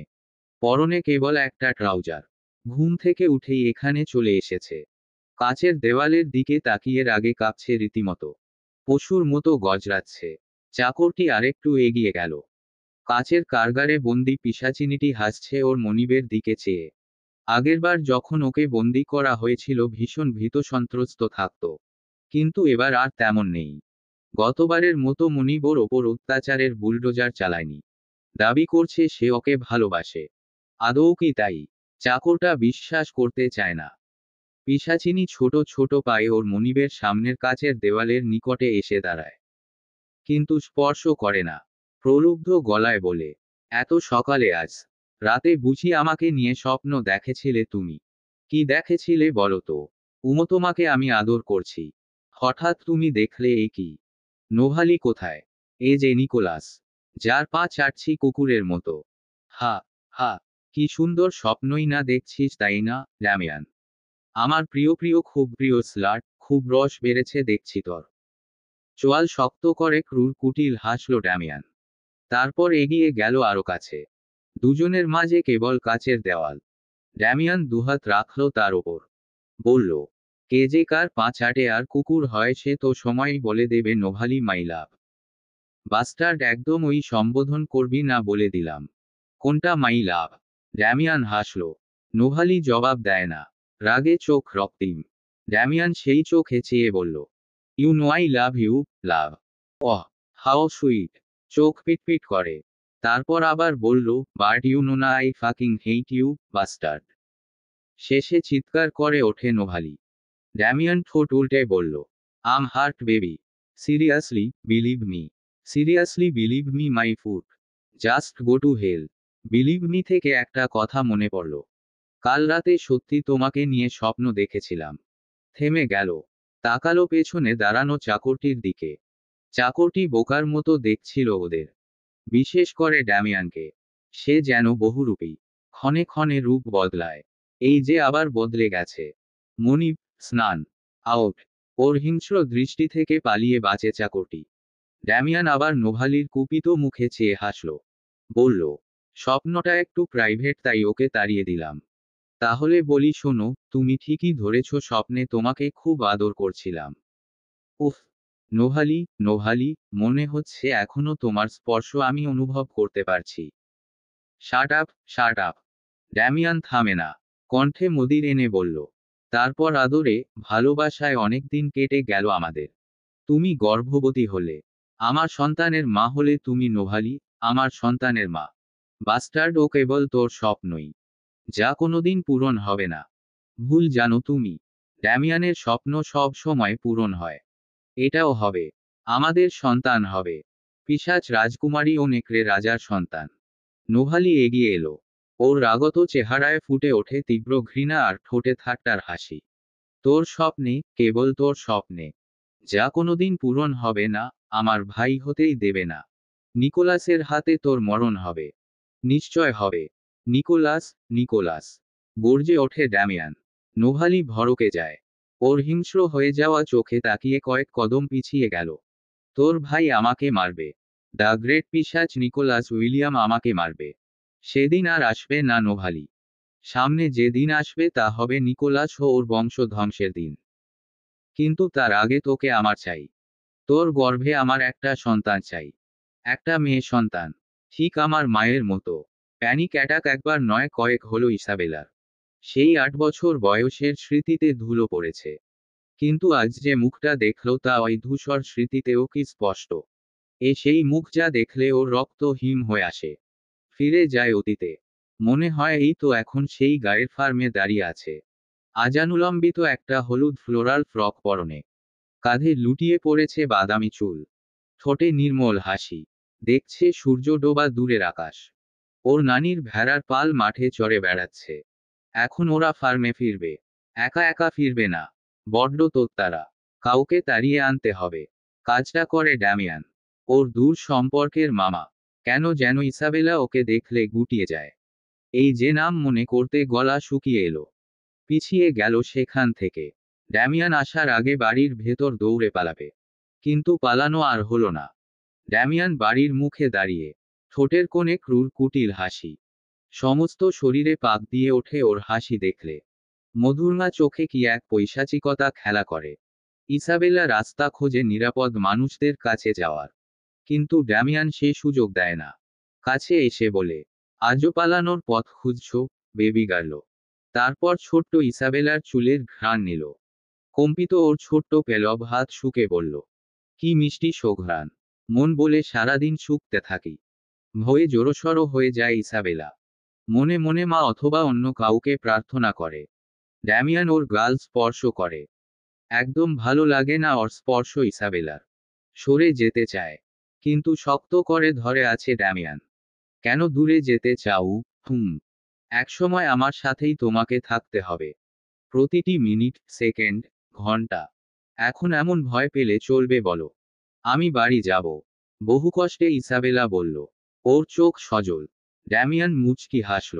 গাল আলতো ছুঁয়ে বলল, পরিণত হলে খুব সুন্দরী হবে তুমি, তাই না বেবি গার্ল? অধীর হয়ে অপেক্ষা করছি দিনটির জন্য, যে দিনে তোমাকে আমি দখলে নেব। আমার একার দখলে। ভালোবাসবে না সেদিন আমাকে তুমি। ড্যামিয়ান ওর গালে চুমো দিতে গেলে মুখ সরিয়ে নেয় ইসাবেলা। জোরে কেঁদে ওঠে। আমি মায়ের কাছে যাব। মা, মা। মুহূর্তে ড্যামিয়ান ক্ষেপে গেল। ঘাড় শক্ত করে চেপে ধরে। মা, মা। কুত্তার বাচ্চা, মা মা কি? আমার নাম তোর মুখে আসে না। আমাকে দেখলে পালাস। এত ভয়ঙ্কর কুৎসিত তোর কাছে আমি। আজ তোকে শিক্ষা দেব। এখন থেকেই লাগাম টানতে হবে তোর। ছোট্ট ইসাবেলার নরম ঘাড়টা মনে হয় ভেঙে যাবে। ভীষণ যন্ত্রণা আর ভয় কাঁপছে, কাঁদছে। ড্যামিয়ান উঠে দাঁড়ায়। তারপর ওর কান্না উপেক্ষা করে টানতে টানতে ফার্মের পেছনে নিয়ে গেল। খুপরি ঘর। জানালা নেই। দিনের বেলা সহজে আলো আসে না। এখনই আবছা অন্ধকার নেমেছে। সেখানে ইসাবেলার গলায় রশি দিয়ে রশির অন্য প্রান্ত হাতে নেয় ড্যামিয়ান। নত হয়ে বসো। বসো। ভয় ভয় হাঁটু ভেঙে বসল ইসাবেলা। ফুপিয়ে যাচ্ছে। ড্যামিয়ান একটা মোটা কাঠের ওপর ওর সামনে বসল। বলল, আজ থেকে আমি যা বলবো তাই শুনবি। সভয়ে মাথা নাড়ায় ইসাবেলা। ড্যামিয়ান এদিক ওদিক তাকায়। তারপর রশিটা কাঠের এক কোণে বেঁধে উঠে দাঁড়ালো। একদম নরবি না। নড়েছিস তো মরেছিস। বেরিয়ে গেল এই বলে। অসহায়ের মতো কাঁদছে ইসাবেলা। মা আর পিটার কেন ওকে খুঁজতে আসে না? ড্যামিয়ান এক আঁটি ঘাস নিয়ে ফিরল। ওর সামনে ফেলে বলল, খা। ইসাবেলা প্রথমে রাজি হয় না, কিন্তু ড্যামিয়ানের হিংস্র দৃষ্টি দেখে শেষমেশ ঘাস চাবায়। সবটা শেষ করতে হলো না। তার আগেই ফার্মের সামনের দিকে পিটারের গলা শুনতে পেল। পিটার ডাকছে। খুশি হয়। অশ্রুসিক্ত লোচনে ভয় ভয় তাকায় সেদিকে। ড্যামিয়ান কটমট করে বলে, বজ্জাত্রা এখানেও তোর পিছু নিয়েছে। কবে না জানি ওকে মেরে ফেলি। ইসাবেলা শিউরে ওঠে সে কথা শুনে। ড্যামিয়ান বলল, খুব ভাব ওর সাথে তোর। কর যত ভাব। যার সাথে ইচ্ছে কর। শুধুমাত্র পরিণত হওয়ার আগ পর্যন্ত ছাড় দিলাম। তারপর আমি ছাড়া আর কেউ তোর থাকবে না। কেউ না। গলার রশিটা খুলে শাসিয়ে দেয় এই ব্যাপারে মুখ বন্ধ রাখতে, নয়তো পিটারকে মেরে ফেলবে। ইসাবেলা ভয় কাউকে কিছু বলে না। কিন্তু ওর আর্তসিক্ত মুখ দেখে পিটারের সন্দেহ হয়। সেদিন রাতে প্রচণ্ড জ্বর আসে ইসাবেলার। পিটার ওর শিওরে বসে থেকেছে সারাক্ষণ। কদিন অসুস্থতায় ভুগে সুস্থ হলো ইসাবেলা। আন্না মেরিও সহ বাড়ির বাকিদের চিন্তা লাঘব হয়। কিন্তু পিটারের সন্দেহ থেকেই গেল। ইসাবেলা যেন কেমন চুপচাপ হয়ে থাকে। অল্পতেই ভয় কেঁপে ওঠে। বিশেষ করে ড্যামিয়ানকে দেখলে। এদিকে ড্যামিয়ানের কাছে ইসাবেলা খেলার পুতুল, যাকে নিত্যদিন নতুন ভাবে টর্চার করে পৈশাচিক আনন্দ পেত। সেদিন রাগের মাথায় যা শুরু করেছিল আস্তে আস্তে তা ভালো লাগা হয়ে ওঠে। কাউকে ভয় দেখিয়ে এত আনন্দ, এত মজা। ড্যামিয়ানের বিকৃত মস্তিষ্ক ইসাবেলার বয়স, নিষ্পাপ মুখ, সম্পর্ক কোনো কিছুরই তোয়াক্কা করল না। একদিন রাতেও এমনই পৈশাচিক খেলায় মেতেছিল ইসাবেলাকে নিয়ে। ওর সামনে একটা ভেড়া হত্যা করে টুকরো টুকরো করল। তারপর সেই কাঁচা মাংস দিল ইসাবেলাকে খেতে। ভেড়াটা ইসাবেলার প্রিয় ছিল। গত জন্মদিনে নানি ওকে উপহার দিয়েছিলেন। ড্যামিয়ান কি না সেটাই শেষ করে ফেলল। ইসাবেলা যাকে ভালোবাসবে তাকেই শেষ করবে। প্রতিনিয়ত টর্চারে দেওয়ালে পিঠ থেকে যায় ইসাবেলার। চুপচাপ মাংসটা হাতে নিল। কিন্তু খেল না। হঠাৎ ছুঁড়ে মারল ড্যামিয়ানের মুখে। রাগে ক্ষোভে কান্নায় ভেঙে পড়ে। জানোয়ার তুমি। এই নিষ্ঠুরতার জন্য ঈশ্বর তোমায় শাস্তি দেবেন। কঠিন শাস্তি দেবেন। ড্যামিয়ান ওর চুলের মুঠি ধরে দাঁড় করায়। তারপর গলা চেপে ধরে বলে, তোর ঈশ্বর কেন আমাকে শাস্তি দেবে? সে কে? তুই আমার। আমার জিনিস আমি যা ইচ্ছে তাই করব। আজ তুই আবার আমাকে অমান্য করেছিস। কেন? তোকে না বলেছি আমি যা বলবো শুনবি? বলেছি না। কেন শুনলি না? শাস্তি পাবি তুই এর জন্য। প্যান্টের বেল্ট খুলল। জোর করে ওটা ওর গলায় পেঁচিয়ে ফেলে দিল মাটিতে। টেনে নিতে লাগলো সামনে। দম বন্ধ হয়ে আসে ইসাবেলার। শ্বাসকষ্টে ছটফট করে মাটিতে। ড্যামিয়ান পাগলের মতো হাসে তাই দেখে। আর অমান্য করবি? আর বেয়াদবি করবি আমার সাথে? বল, ড্যামিয়ান। মায়ের চিৎকারে ইসাবেলা সচকিত হয়। দুঃস্বপ্নের অতীত থেকে বেরিয়ে এলো। ঘামে ভিজে গেছে শরীর। নিচে মায়ের চিৎকার শোনা যাচ্ছে। বিছানা ছেড়ে নিচে নামতে তাতিয়ানা বাধা দেয়। ইসাবেলা শুনল না। জোর করে নেমে গেল। ওকে শুনতে হবে ড্যামিয়ানের সাথে মায়ের কি কথা হয়েছে। মনের কোথাও ভয় আছে পাছে নিকোলাস আর ওর সম্পর্ক না জেনে গেছে ড্যামিয়ান। যদি তেমন হয় তবে ঘোর বিপদ ইসাবেলার সামনে। এই বিপদ মোকাবিলার জন্য এখনো প্রস্তুত হয়নি। এই পাশে তোর মুখ আর যদি এ বাড়িতে দেখেছি, ঈশ্বরের শপথ করে বলছি শেষ করে ফেলবো তোকে ড্যামিয়ান। দূর হ আমার চোখের সামনে থেকে। আন্না মেরিও সিঁড়ি দিকে ঘুরে দাঁড়াতে ড্যামিয়ান বলল, আমি মানছি অতীতে আমি ভুল করেছি। ভুল? ওটা ভুল নয়, ঘোর পাপ। পশুর চেয়ে নিকৃষ্টতর কাজ করেছিস তুই। রক্তচক্ষু নিয়ে তাকালেন আন্না মেরিও। ড্যামিয়ান অপরাধী মুখ করে বলল, ঠিক আছে, আমি মেনে নিচ্ছি পাপ করেছি। আমি অসুস্থ ছিলাম তখন আন্নে। এখন আর সেই আমি নেই। এতগুলো বছর নিজের পরিবার ছেড়ে প্রায়শ্চিত্ত করেছি। অনুশোচনার আগুনে জ্বলেছি প্রতি মুহূর্ত। আর কি শাস্তি দিলে তুমি খুশি দাও। মাথা পেতে নেব তোমার সকল শাস্তি আন্নে। তবুও বিশ্বাস করো আমাকে। আন্না মেরিও কাষ্ঠ হাসলেন। আঙুল তুলে বললেন, বিশ্বাস আর তোকে? যে আমার শিশু মেয়েটাকে দিনের পর দিন টর্চার করেছিল। মামা বলতো তো তোকেও। তবে কি করে পারলি? আর বাবা, তুমি বলেছিলে ইসাবেলার জন্য পাত্র দেখেছ। এই কি সেই, যে আমার ভাই? ড্যামিয়ান কিছু বলবে তার আগে মার্কোভিক বললেন, ও তোমার ভাই নয়। সকলে বিস্ময় তাকালো। এতদিন তো এ বাড়ির লোক এই সম্পর্কই জেনে এসেছে। আজ হঠাৎ সম্পর্ক বদলে গেল। মার্কোভিক কাউকে জবাব দেওয়ার প্রয়োজন মনে করলেন না। তিনি মেয়েকে বললেন, শান্ত হয়ে যদি 2 মিনিট বসতে তাহলে পুরো কথা বলতে পারতাম। কিন্তু সেই স্থিরতা তো নেই তোমার মধ্যে। যা খুশি করো। ড্যামিয়ান খারাপ, আমি খারাপ। পুরো ম্যাক্সওয়েল খানদান খারাপ। ভালো তো কেবল তোমার ওই মেয়ে, যে আমার বংশ ধ্বংসের পায়ুতারা করছে। ক্ষুব্ধ রক্তিম চোখে মুখ তুলে ওপরের করিডোরের রেলিং ঘেঁষে দাঁড়ানো নাতনির দিকে চেয়ে রইলেন। নানার রাগ ইসাবেলাকে স্তব্ধ করে দেয়। বংশ ধ্বংসের পায়ুতারা? কেন বলল নানা এ কথা? তাতিয়ানা জড়িয়ে ধরল আছে বোনকে। ওদের কথায় কান দিও না, ইসাবেলা। চলো রুমে চলো। ইসাবেলা নড়ে না। কি যা তা বলছেন বাবা? ওলেগ এবার প্রতিবাদ করলেন। সে তোমার আদরের মেয়েকে জিজ্ঞেস করো। আমাদের কথা তো আর বিশ্বাস করবে না। এসো ড্যামিয়ান। এখানে দাঁড়িয়ে ওদের বুঝানো অনর্থক। যা করার আমাদের করতে হবে। ম্যাক্সিম, রজার, তোমরাও আমার রুমে এসো। মার্কোভিক নিজের কক্ষে চলে গেলেন। ছেলেরাও পিতাকে অনুসরণ করে। ড্যামিয়ান আন্না মেরিওর ভাবিত মুখ চেয়ে ওপরে তাকালো। ইসাবেলার মুখ বিপন্ন। ভয়ের রং ছিটিয়ে দিয়েছে ওর মুখ ক্যানভাসে। মার্কোভিক ভেবেছিল কি, গোপনে পিশাচের সাথে প্রেম করবে আর ওরা টের পাবে না? বোকা মেয়ে। নিকোলাস ওকে ড্যামিয়ানের কাছ থেকে আলাদা করবে। এত সহজ। এত সহজে তোমার নিষ্কৃতি হবে না বেবি গার্ল। তুমি আমার, আমার, শুধু আমার। বিড়বিড় করে বলল। ইসাবেলা তাকালো ওর দিকে। ও যেন পড়তে পারছে কথাগুলো। ভয় খেলা করছে চোখে। এ সেই ভয় যা ড্যামিয়ানের ভীষণ প্রিয়। যা কতকাল দেখতে পায়নি। আজ শান্তি, প্রচণ্ড শান্তি লাগছে। স্মিত হাসল। তারপর পা বাড়াল মার্কোভিকের রুমে দিকে। যেতে যেতে আন্না মেরিওকে বলল, মাথা ঠান্ডা হলে এসো আন্নে। কত কথা বাকি। সব বলতে চাই। খুব মিস করেছি তোমাকে এতদিন। শান্ত হয়ে এসো আন্নে, এসো। পিয়েতরের মাধ্যমে ইসাবেলার চিঠি পেয়েই রাশিয়া চলে এলো নিকোলাস। পথে 2 দিন লেগেছে। যুদ্ধের দরুন সময়টুকু লাগলো। এবার সাথে পল নেই। এ পর্যন্ত 2 চিঠি এসেছে ওর কাছ থেকে। এখনো গন্তব্য থেকে বেশ দূরেও।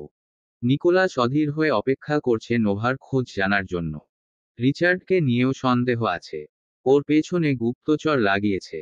এবার রিচার্ড উল্টো পাল্টা করলে নিস্তার পাবে না। রাশিয়া পৌঁছালো ভোরবেলা। সূর্য উঠতে এখনো মিনিট 5 সময় বাকি। চট করে ইসাবেলাকে দেখে আসা লোভটা দমন করতে পারল না। গভীর ঘুমে আচ্ছন্ন ইসাবেলা। ওকে সহিসালান্ত দেখে স্বস্তি পেল। আজ আর কথা বলার সময় নেই। মোরগ ডেকে উঠতে স্ত্রীর কপালে ও ঠোঁটে চুমু দিয়ে উঠে দাঁড়ায়। একটা চিরকুট লিখবে কি? না, থাক। বরং কাল তোমাকে সারপ্রাইজ দেব। বেলা ঘন্টার পর ঘন্টা দুশ্চিন্তায় কেটেছে ইসাবেলার। যেখানে ও প্রাণভরে শ্বাস নিত সেখানেই এখন প্রাণ ওষ্ঠাগত যেন। নানা মার্কোভিক কেন ওভাবে বললেন?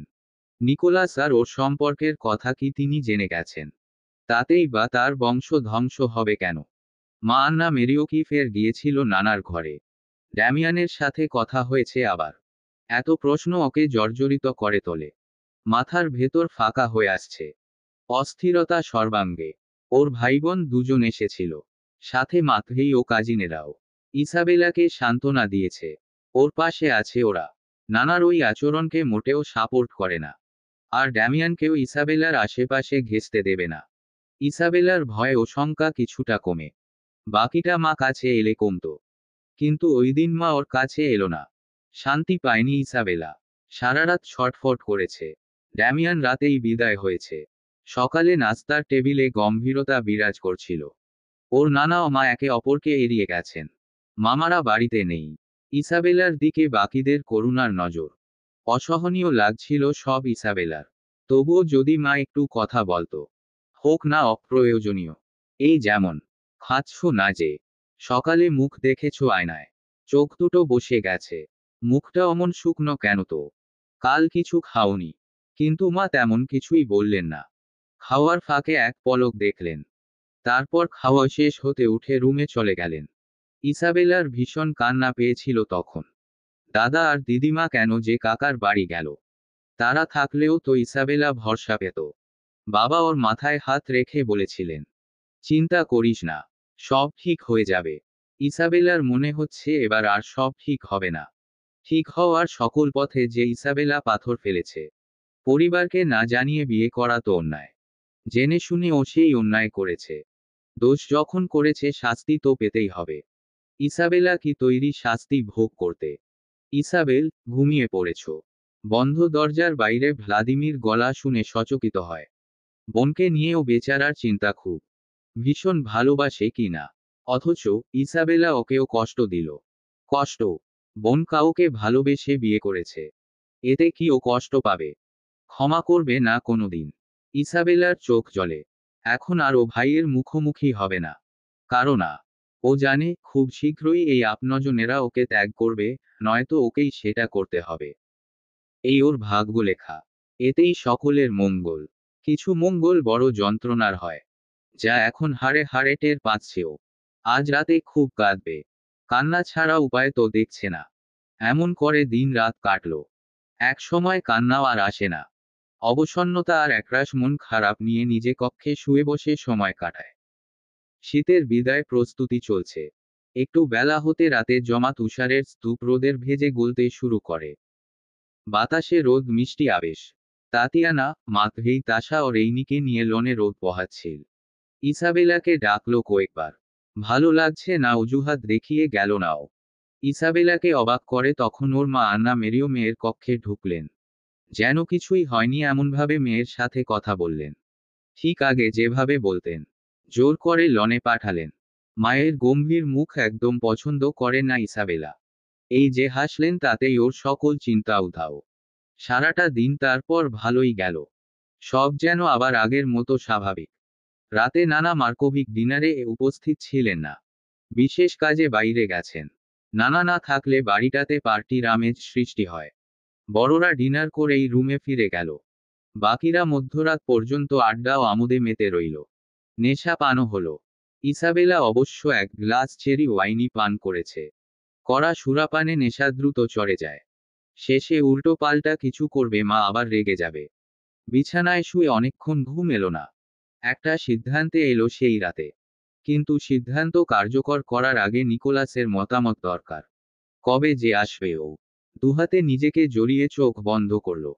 ভীষণ মিস করছে নিকোলাসকে। এই রাত, এই অন্ধকার ওকেই বারবার মনে করিয়ে দেয়। ওর নাম জপতে জপতে ঘুমিয়ে গেল। চমৎকার একটা স্বপ্ন দেখল সেই রাতে।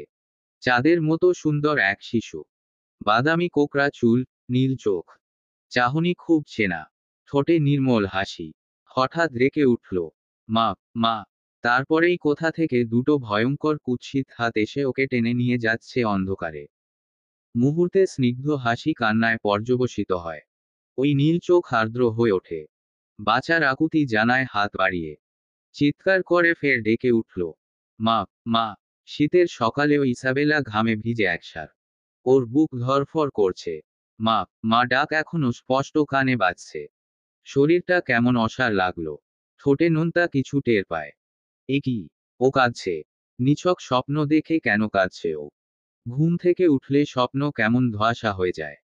কিন্তু আশ্চর্য, ইসাবেলা এখনো সেই পবিত্র কোমল মুখটা, নীল চোখের কাতর চাহনি পরিষ্কার দেখতে পাচ্ছে। অনুভব করছে ওর কষ্ট। কি হচ্ছে এসব? এক গ্লাস পানি খেয়ে মরার মতো শুয়ে রইল বিছানায়। দুপুরে স্নান সেরে একবারে লাঞ্চ করতে এলো। সারাদিন এটা ওটা করেও স্বপ্নের সেই শিশু মুখ কিছুতেই ভুলতে পারল না। ভাবল মাকে বলবে, কিন্তু সেটাও বলা হলো না। শরীরটা ম্যাজো ম্যাজ করছে। সন্ধ্যা হতে ঘুমোবে বলে ডিনার না করেই কক্ষে ফিরে এলো। কি ভেবে কোণের টেবিলের সামনের চেয়ার টেনে বসলো। সামনে কাগজ, কলম আর পেন্সিল আছে। ড্রয়িংয়ে তেমন পাকা নয়ও। ওদের 3 ভাই বোনের মধ্যে ভ্লাদিমি এদিকে ভালো। ও আর তাতিয়ানা বাঘ আঁকতে কুকুর এঁকে বসে থাকতো।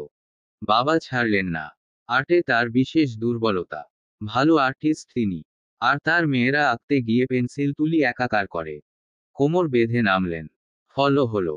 দক্ষ না হলেও ভালোই শিখল ওরা। ইসাবেলা আঁকে না অনেক দিন। আজ কেন যেন কিছু অঙ্কনের তীব্র তারা অনুভব করছে। পেন্সিল হাতে নিল। আঁকিবুকি করল কয়েকটা সাদা পৃষ্ঠায়। না, ঠিকঠাক হচ্ছে না যে। চেষ্টা থামল না। একের পর এক পৃষ্ঠা দলিতমথিত করে ছড়ালো পুরো মেঝেতে। হতাশায় কিরমির করে। কিন্তু হাল ছাড়ে না। কি এক ভার ওকে চেপে ধরে আছে। চোখ বন্ধ করল। মুখের আদল স্পষ্ট দেখতে পাচ্ছে। তাকালো সাদা কাগজে। পেন্সিল চলছে। ডাগর নীল চোখ, সরু নাক, পাতলা গোলাপি ঠোঁট, প্রশস্ত কপাল, বাদামি কোকড়া চুল সব মিলে ছোট্ট মায়াবী মুখ। So beautiful. Look like an angel. Who is she? চকিতে ঘুরে তাকালো ইসাবেলা। নিকোলাস হাসি মুখে দাঁড়িয়ে আছে।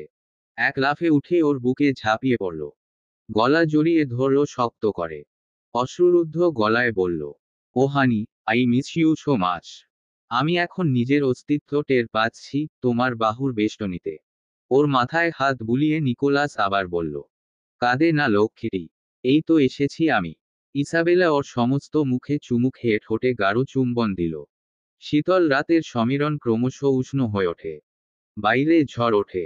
নিভিয়ে দেয় এই কক্ষের আলো। ঝড়ো হাওয়া স্তব্ধ করে চার দেওয়ালে ওদের গোঙানি আর শীতকার প্রতিধ্বনিত হয়। একাকী গত রজনী, বিরহের যাতনা সবচেয়ে আজ ভুলবে এই সুখ উল্লাসে। ঝমঝম করে বৃষ্টি নামল। খোলা জানালা দিয়ে বাতাসে ভর করে বৃষ্টিকণা ছিটিয়ে পড়ছে এ ঘরের মেঝেতে। ইসাবেলা সেদিকে তাকিয়ে নিজের শ্বাস স্বাভাবিক করছে। মাথাটা নিকোলাসের নগ্ন বুকের ওপর। চোখ মুদে ইসাবেলার চুলে আঙুল চালাচ্ছে নিকোলাস। অন্য হাতে জড়িয়ে আছে। এক টুকরো কম্বলই আজ ওদের নির্বস্ত্র দেহের একমাত্র বস্ত্র। ইসাবেলার ঘুম ঘুম পাচ্ছে। আকাশে বিদ্যুৎ স্ফুরণ হয়। এক ঝলক আলো এসে পড়ে টেবিলের ওপরে। নিকোলাস চোখ খোলে তখনই। শিশু দেখলে কেবল ওর সদন্ত বেরিয়ে আসত। ব্যতিক্রমেই ছবির শিশুটির বেলাতে ঘটল। অদ্ভুত এক মায়ের দৃষ্টি স্থির রইল টেবিলের দিকে, অন্ধকার নামার পরও। কৌতূহলও জাগল ওকে জানার। কি মায়াবী মুখ। যার ছবি আঁকলে সে কে? বলল ইসাবেলাকে। ঘুমের ঘোরে ইসাবেলা কেবল হু করেই চুপ হয়ে গেল। নিকোলাস ফের শুধায়। বললে না। কি? আধো আধো চোখ খুলল ইসাবেলা। নিকোলাস অন্ধকারে মিশে থাকা টেবিলে চোখ রেখে বলল, যাকে এঁকেছ। আমাদের মেয়ে। নিকোলাসের হাসি মুহূর্তে নিভে গেল। যে হাতে ইসাবেলাকে জড়িয়ে ধরেছিল তা যেন শক্ত হয়। অত জোর কোমরে পোড়ায় ইসাবেলা আহ করে উঠল। ভুরু কুচকে তাকালো নিকোলাসের পাণ্ডুর মুখে। তারপর হেসে বলল, পাগল একটা। আমি তো মজা করেছি। মেয়ে একদম পছন্দ না আমার। ইনফ্যাক্ট সন্তানও না। আমরা দুজনই বেশ আছি। সন্তান মানে উটকো ঝামেলা। ও আমার কেউ না। কেবল একটা ছবি। আর এই ছবির শিশুটিকে ও ইতোমধ্যে ভালোবেসে ফেলেছে। কিন্তু একথা স্বীকার করবে না। নিকোলাসের সামনে তো নয়ই। ভাবনা চিন্তা বিনা আমাদের মেয়ে কথাটা বলেছে। কিন্তু কেন? শিশুটিকে ভালো লেগেছে বলে। নিকোলাস জোরপূর্বক মুচকি হাসতে ইসাবেলা আগের মতো চোখ বন্ধ করে। ওর হাসি ম্লান হয়। তারপর এই অন্ধকারে লুকিয়ে বাঁচে। নিকোলাস শূন্যে তাকিয়ে রইল। আমাদের মেয়ে, কি মধুর শব্দটা, কি পবিত্র। ওর মতো অসুচি পিশাচ পাবে কি এমন পবিত্র প্রাণের ছোঁয়া? না, কোনোদিন না। ও যে অভিশপ্ত। কত শিশুর প্রাণ কেড়েছে, কত মায়ের কোল খালি করেছে। ওই যে ম্যাক্সের অনাগত সন্তান আর ওর মাকে মেরেছিল। শাস্তি কি পায়নি? এই জীবনমৃত হয়ে থাকাই তো তার শাস্তি। ইসাবেলা সন্তান চায় না। বোকা মেয়ে। ওর মিথ্যা কি নিকোলাস বোঝে না? নিকোলাসকে ফাঁকি দেওয়া এতই সহজ। আফসোস, সব বুঝেও নিকোলাস নীরব। ওর কর্মফল আজ ওকে শাস্তি দেওয়ার কোনো সুযোগ ছাড়ছে না। ওর পাপ ওকে পিতা হতে দেবে না। সেই ইচ্ছে পোষণ করলে নিস্তার নেই নিকোলাসের। যা এখন আছে তাও হারাবে। ইসাবেলাকে হারানোর ভয়ে ভীত হয়ও। আরো নিবিড় আলিঙ্গনে আবদ্ধ করে ইসাবেলাকে। বিড়বিড় করে বলে, সন্তান চাই না আমি। আর কিছুই চাই না। শুধু ইসাবেলা থাক আমার। আগাথা হাঁটু ভেঙে বসেছেন চন্দ্রদেবীর সামনে। দুহাত জোর করে প্রার্থনা করে বললেন, দেবী, দয়া করুন। আজ আপনার দয়ার বড় প্রয়োজন আমার। আমার সন্তানদের সামনে ঘোর বিপদ। ওদের আপনি বিপদ থেকে উদ্ধার করুন দেবী। দেবী হতাশ মুখে দুদিকে মাথা নাড়িয়ে বললেন, না বাছা, এ আমার পক্ষে অসম্ভব। নিয়তিকে আমি সংস্কার করতে পারবো না। কর্মের ফল ওদের পেতেই হবে। আর শাপমোচন, সেই জন্যই তোমাকে পাঠিয়েছিলাম। খারাপ লাগলেও বলতে হচ্ছে তুমি ব্যর্থ হলে। এখন সব আমার সাধ্যের বাইরে বাছা। আগাথা দীর্ঘশ্বাস ছেড়ে মাথা নুয়ে রইলেন। দুই সন্তানের শাপমোচনের জন্য মরেও যে শান্তি হলো না তার। দেবীর করুণায় কত চেষ্টায় তো করলেন, তবুও ওদের ভাগ্য বদলাতে অসফল হলেন। মনে পড়ল নোভার চিৎকার। মাথা ফের তুললেন। দেবী, আমার নোভাকে অন্তত মুক্ত করুন ওই শয়তানের হাত থেকে। ও বেচারি বিনা পাপে শাস্তি ভোগ করছে। দেবী উঠে দাঁড়ালেন সিংহাসন ছেড়ে। একটু পায়চারি করে বললেন, ঠিক আছে, কিন্তু একটি শর্তে। শর্ত? এরপর তুমি আর পৃথিবীতে যেতে পারবে না। দেবী, তোমাকে মানতেই হবে এই শর্ত আগাথা। হ্যাঁ, না বলার অধিকার নেই। আমার হুকুম এটা। তুমি আর জীবিত মানুষ নও যে পৃথিবীর আলো বাতাস গ্রহণ করতেই হবে। মৃত্যুর পর ওই পৃথিবী এবং ওতে বসবাসরত মানুষের সাথে সকল সম্পর্ক ছিন্ন হয়েছে তোমার। তোমার সততা, ধর্মনিষ্ঠার কারণে সুযোগ পেয়েছিলে সন্তানদের শাপমোচন করার। তোমাকে বহুবার বলেছিলাম ভাগ্য বদলানোর ক্ষমতা কোনো মানুষের নেই। কর্মে যা ঘটে কর্মেই তা বদলায়। তোমার সন্তানেরা কর্ম বদলায়নি, নিজেদেরও না। মেনে নাও এই ওদের ভাগ্য। এ তুমি বদলাতে পারবে না। অনেক সুযোগ দিয়েছি তোমাকে আমি। আমারও কিছু সীমাবদ্ধতা রয়েছে আগাথা। এর বেশি সত্যি আমার পক্ষে অসম্ভব। দেবীর গলা কঠিন শোনালো। আগাথা বিমর্ষ হয়ে গেলেন। তার সন্তানেরা এভাবেই অভিশপ্ত হয়ে থাকবে। মুক্তি মিলবে না কোনোদিন। মাতৃহৃদয় হাহাকার করে। মৃত্যু মুহূর্তের সেই পীড়া আবার যেন উপলব্ধি করছেন আজ। হঠাৎ মনে এলো ইসাবেলাকে তিনি বলেছিলেন এসব কথা। ও কথা দিয়েছিল তার সন্তানদের শাপমোচনে সাহায্য করবে। এই জন্যই তো তিনি ছলে বলে ওকে নিকোলাসের কাছে ঠেলেছেন। সেই উদ্দেশ্য তার সফল হয়েছে। আজ তার ছেলে ইসাবেলার প্রেমে পাগল। এখন কি কথা রাখবে না ইসাবেলা? পল মোসেল নদীর অববাহিকায় একটি বড় ছায়াবৃক্ষের নিচে বসল। কাঁধের ব্যাগটা রাখল কোলের ওপর। ট্রিয়ের কাছাকাছি চলে এসেছে। এত পথ কেবল প্রার্থনা করেছে নোভাকে যেন ওখানেই পায়। এর বিপরীত চিন্তা ওর চোখের ঘুম কেড়ে নিয়েছে, বিশ্রাম থেকে টেনে রাস্তায় নামিয়েছে। অদূরে ফায়ারিং এর শব্দ শোনা যাচ্ছে। মাথার ওপর দিয়ে সাই করে উড়ে গেল কয়েকটি যুদ্ধ বিমান। খুব সাবধানে এগোতে হচ্ছে পলকে। জঙ্গল হলে সুবিধা হয়। ফাঁকা স্থান যত পারছে এড়িয়ে যাচ্ছে। সামনে ফাঁকা স্থান। তারপর মোসেল নদী। নদীটি পার হয়ে কিছু পথ হাঁটলে ট্রিয়ের সেই জঙ্গল যেখানে আন্দ্রেই নির্বাসিত, আর ওর নোভা রয়েছে। সম্ভবত শীতের প্রকোপ কমে এসেছে। বৃষ্টি হচ্ছে হুটহাট। বর্ষাকালে এই পথ চলা আরো কঠিন। এক হাঁটু কাদা কিট মারিয়ে যেতে সময় ব্যয় হয়। অপরাহ্নের এই সময় সামনের সমতলের ওপর দিয়ে হেঁটে যেতে যেমন সময় লাগবে তেমন বিপদও। একটু পর পর যুদ্ধ বিমান যাচ্ছে। সৈন্যদের নজরদারিও এদিকে খুব। পলকে ভিন্ন পথ দেখতে হবে। বৃষ্টি কমতে ও উঠে দাঁড়ায়। পেছনে পাহাড়ি অরণ্য। এখানে ওঠে চারিদিক দেখে নিলে কেমন হয়। সাবধানে ঝোপঝাড়ের ভেতর দিয়ে পাহাড়ের শিখর সমতলে উঠল। সেখানে ওর জন্য অপেক্ষা করছিল আরেক বিপদ। 10-12 জন পিশাচ ও নেকড়ে অতর্কিতে আক্রমণ করে বসল ওপর। লড়াই করতে গিয়ে ঘায়েল হলো পল। মানুষ রূপে এদের সাথে পেরে উঠবে না। প্রচণ্ড চিৎকারের সাথে নেকড়ে রূপে পরিবর্তন হয়। ওই দিন রাতে নিকোলাস নিজের রক্ত ওকে পান করিয়েছিল। পিশাচের রক্তে বিশেষ ক্ষমতা রয়েছে। সেই ক্ষমতা বলেই জন্মগত ত্রুটি সেরেছে। এখন পল ইচ্ছে মতো যখন তখন পুরোপুরি নেকড়ে রূপে পরিবর্তন হতে পারে। পলের ধারণা পথের এ সকল বিপদ অনুমান করেই এতকাল পর ওর মনিব সদয় হয়েছে। কৃতজ্ঞ তার কাছে পল। উপস্থিত পিশাচ ও নেকড়ে তো বিস্মিত হয় প্রথমে। তাদের বলা হয়েছিল এ সামান্য মানুষ। এখন দেখছে বাদামি লোমওয়ালা এক হিংস্র নেকড়ে। দুই পক্ষে রক্তক্ষয়ী লড়াই চলল। একে একে প্রায় সবগুলোকেই ধরাশায়ী করেছে পল। জয়ের খুব কাছে। তখনই কেউ ওর পিঠে গুলি ছোড়ে। সঙ্গে সঙ্গে মাটিতে লুটিয়ে পড়ল ও। যন্ত্রণায় গোঙাচ্ছে। উঠতে গেলে আবার একটা গুলি এসে বিঁধল ওর পায়ে। পড়ে গেল মাটিতে। আহত কয়েকটি নেকড়ে উঠে এলো ওর ওপর। কামড়ে ছিঁড়ে তুলে নেয় দেহের এখান ওখান থেকে খাবলা খাবলা লোমসহ মাংস। ব্যথায় গর্জন করে পল। থামো। একটা পরিচিত গলার স্বর। আদেশ পেয়ে নেকড়েগুলো সরে গেল ওর ওপর থেকে। এখনো দাঁত খিচিয়ে হিংস্র দৃষ্টিতে দেখছে ওরা। পলের নেকড়ে শরীর রক্তে মাখামাখি। মানুষ রূপে পরিবর্তন হওয়ার শক্তি নেই। সিক্ত ব্যথাতুর চোখে তাকালো গলার স্বর অনুসরণ করে। আমার পুত্রের বিশ্বস্ত কুকুরটা দেখি নেকড়ে হতে পেরেছে শেষ অবধি। রিচার্ড সামনে দাঁড়িয়ে ঠাট্টার সুরে বললেন। হাতে পিস্তল। পল মনে মনে বলল, আমার ধারণা তাহলে সত্য ছিল।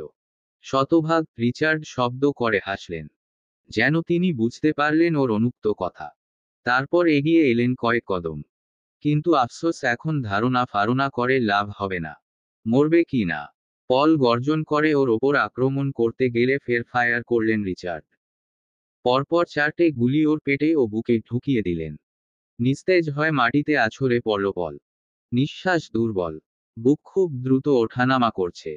রিচার্ড ওর অশ্রুসিক্ত চোখে চেয়ে দুঃখী হওয়ার ভান করে বললেন, বেচারা, শুধু শুধু মরলি। কি দরকার ছিল আমার পথে কাটা হওয়ার তোর। নোভা, নোভা করে মাথা খেয়ে ফেলেছিস আমার। আবার ওকে খুঁজে বের করতে বেরিয়েছেন উনি। এত দরদ কেন? অহ, দরদ নয়, এ তো ভালোবাসা। তারপরে অশ্লীল ভাষায় গালি দিলেন। পলের চোখের পাতা ভারী হয়ে আসে। ঝাপসা দৃষ্টিতে নোভার মুখটা দেখতে পায়। এই মুখ আর বুঝি দেখা হবে। চোখের জলে মাটি ভিজে গেছে। পশুসুলভ ভাষায় গমায়। রিচার্ড ঝুঁকে চাপা গলায় বললেন, নোভা, সে যেন কোথায় কোথায়। আহ, মনে পড়েছে। সে তো ওই ট্রিয়ের জঙ্গলে আন্দ্রেইর কাছে। না। পলের দৃষ্টিতে অন্ধকার নামে। তীব্র যন্ত্রণা ক্রমশ ভোঁতা হতে লাগল। ভীষণ হালকা অনুভব করছে। এই কি মৃত্যুর লক্ষণ? মরবে এখনো? তাহলে নোভার কি হবে? টের পাচ্ছে ওকে টেনে হিচড়ে কোথাও নিয়ে যাচ্ছে এরা। রিচার্ডের গলা আবার শুনতে পেল, নোভাকে বেজায় ভালোবাসিস। কিন্তু আফসোস, তোর মতো চাকরের ভাগ্যে নেইও।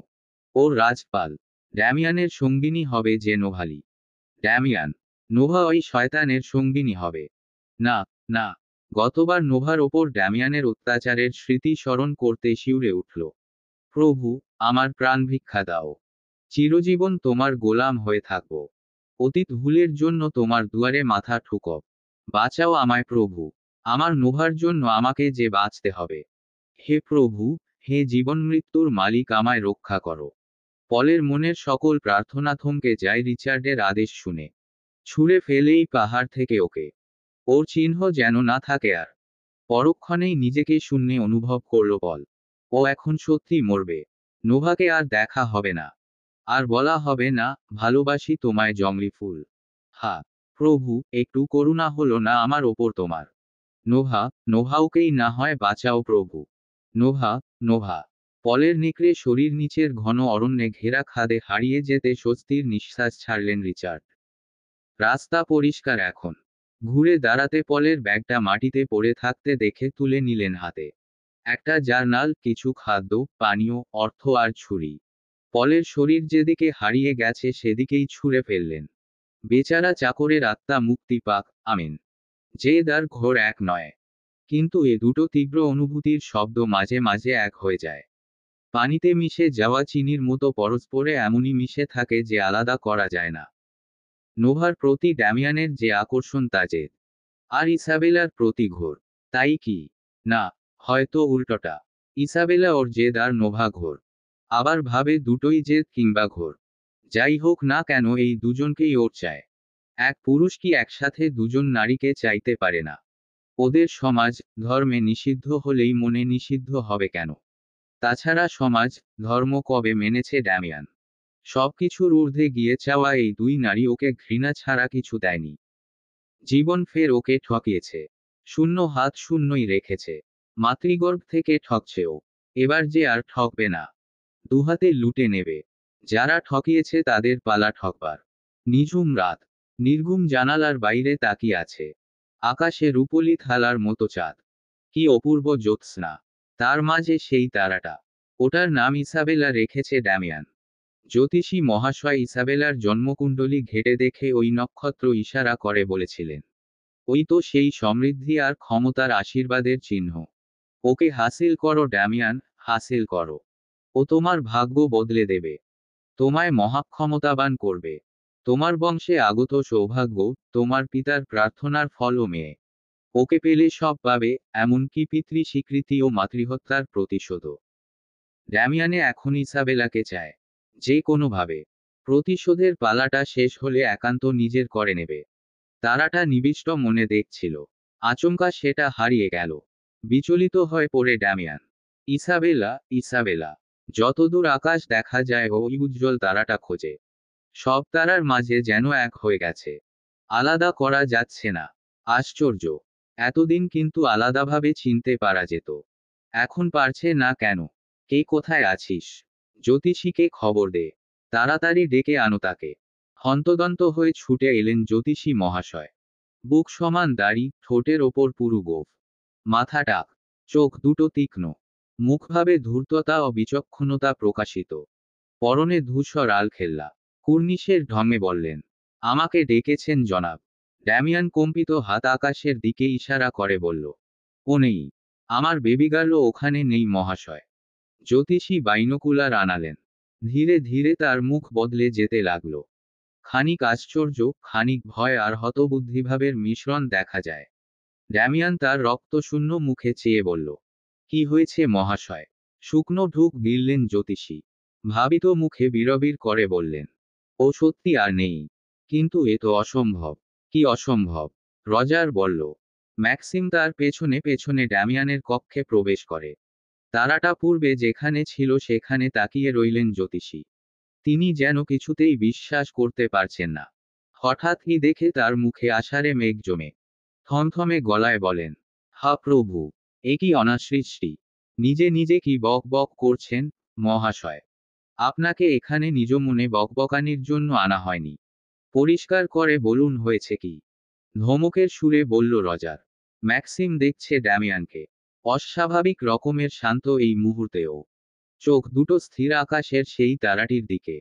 একটু আগে অদৃশ্য হয়ে গেলেও এখন আবার দেখা যাচ্ছে।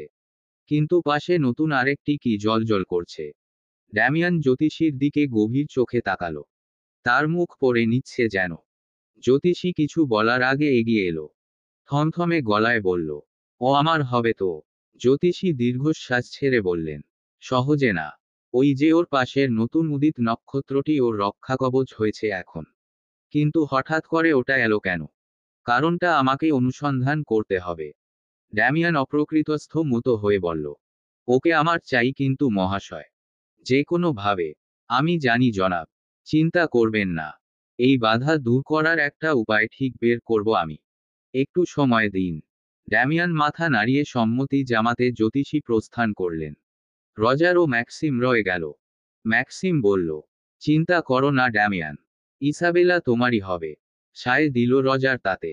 আলবাত। ড্যামিয়ান কেবল মাথা নাড়ায়। ওর দৃষ্টি ইসাবেলার নক্ষত্রের পাশে উদিত নতুন তারাটির দিকে। তীক্ষ্ণ ক্রূর চোখে ওটাকে দেখছে। তোমরা ঠিকঠাক খোঁজ রাখছো তো ভাগ্নির? নীরবতা ভেঙে বলল ইসাবেলার মামাদের। দুজনেই একসাথে জবাব দিল, খুব ভালোভাবে। তবে আজ আমার কেন মনে হচ্ছে নিকোলাস আর ওর সম্পর্ক এখন আর হৃদয়ে হৃদয় নেই, আরও গভীরে গিয়েছে।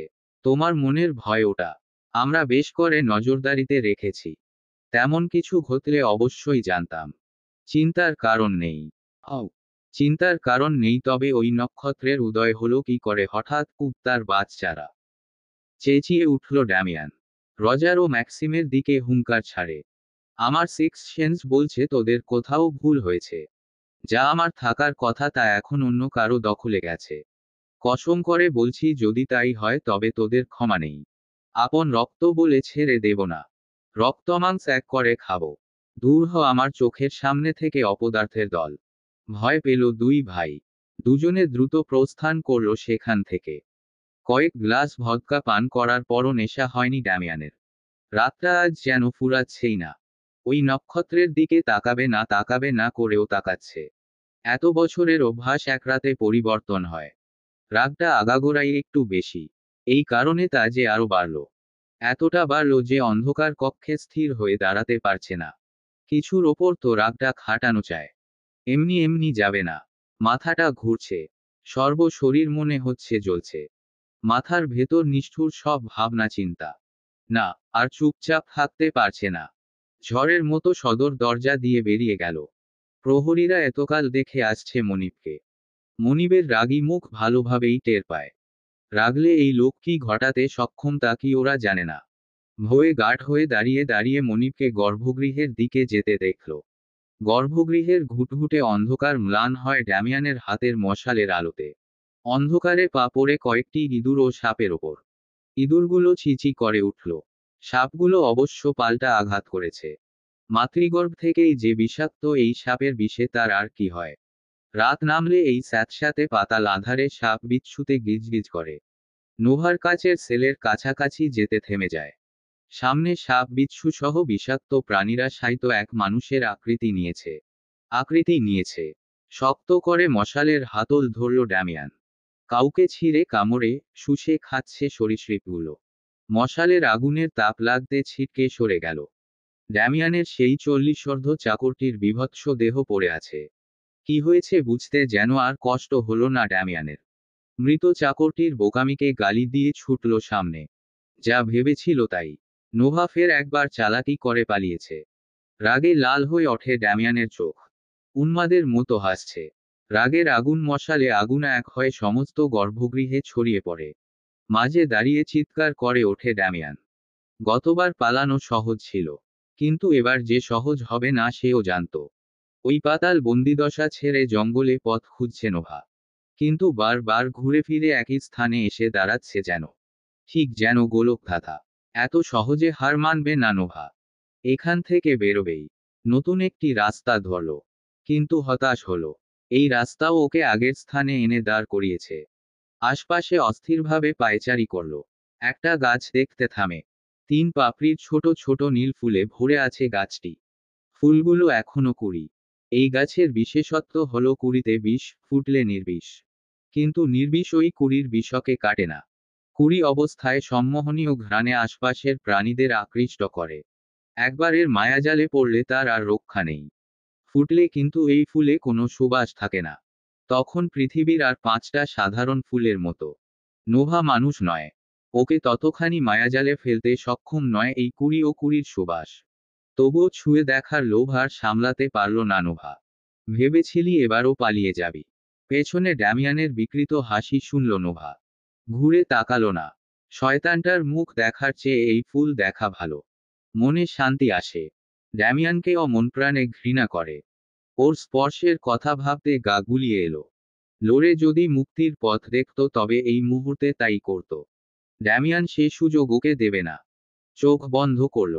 প্রিয়জনদের মুখটা দেখতে পায় তাকে, যার ছবিটি হৃদয়ে অঙ্কিত, যাকে বলা হয়নি মনের কথা। হয়তো আর কোনোদিন বলা হবে না। তবুও শান্তি সে ওর হৃদয়ে অমর হয়ে থাকবে। ড্যামিয়ানের নোংরা হাত ওই পর্যন্ত ছুঁতে পারবে না। কোনোদিন না। ড্যামিয়ান এগিয়ে যায় ওর দিকে। অনেক সময় দিয়েছি তোকে। মধুর মধুর কথা বলেছি। এবার ভয় দেখাইনি, অত্যাচারও আর করিনি। কিছুতেই তোর মন পেলাম না। বেশ। তোর মন আর চাই না। শুধু শরীরটা এখন চাই। প্রয়োজনে জোর করে হলেও তা আজ আমার চাই। ড্যামিয়ান ক্ষিপ্র হাতে বাহু ধরে ঘুরাতেই নোভার নিথর দেহখানি পায়ের কাছে উবু হয়ে পড়ল। কি ঘটল বুঝতে সময় লাগে। ধাতস্থ হতে নিচে তাকায়। হাঁটু ভেঙে বসল ওর শরীরের পাশে। পরাজয়ের আভাস পাচ্ছে ড্যামিয়ান। না, না, ফের পরাজয় চায় না ও। দেখ, একদম নাটক করবি না নোভালি। ওঠ, ওঠ বলছি। এসব নাটক করে আমায় বোকা বানাতে পারবি না।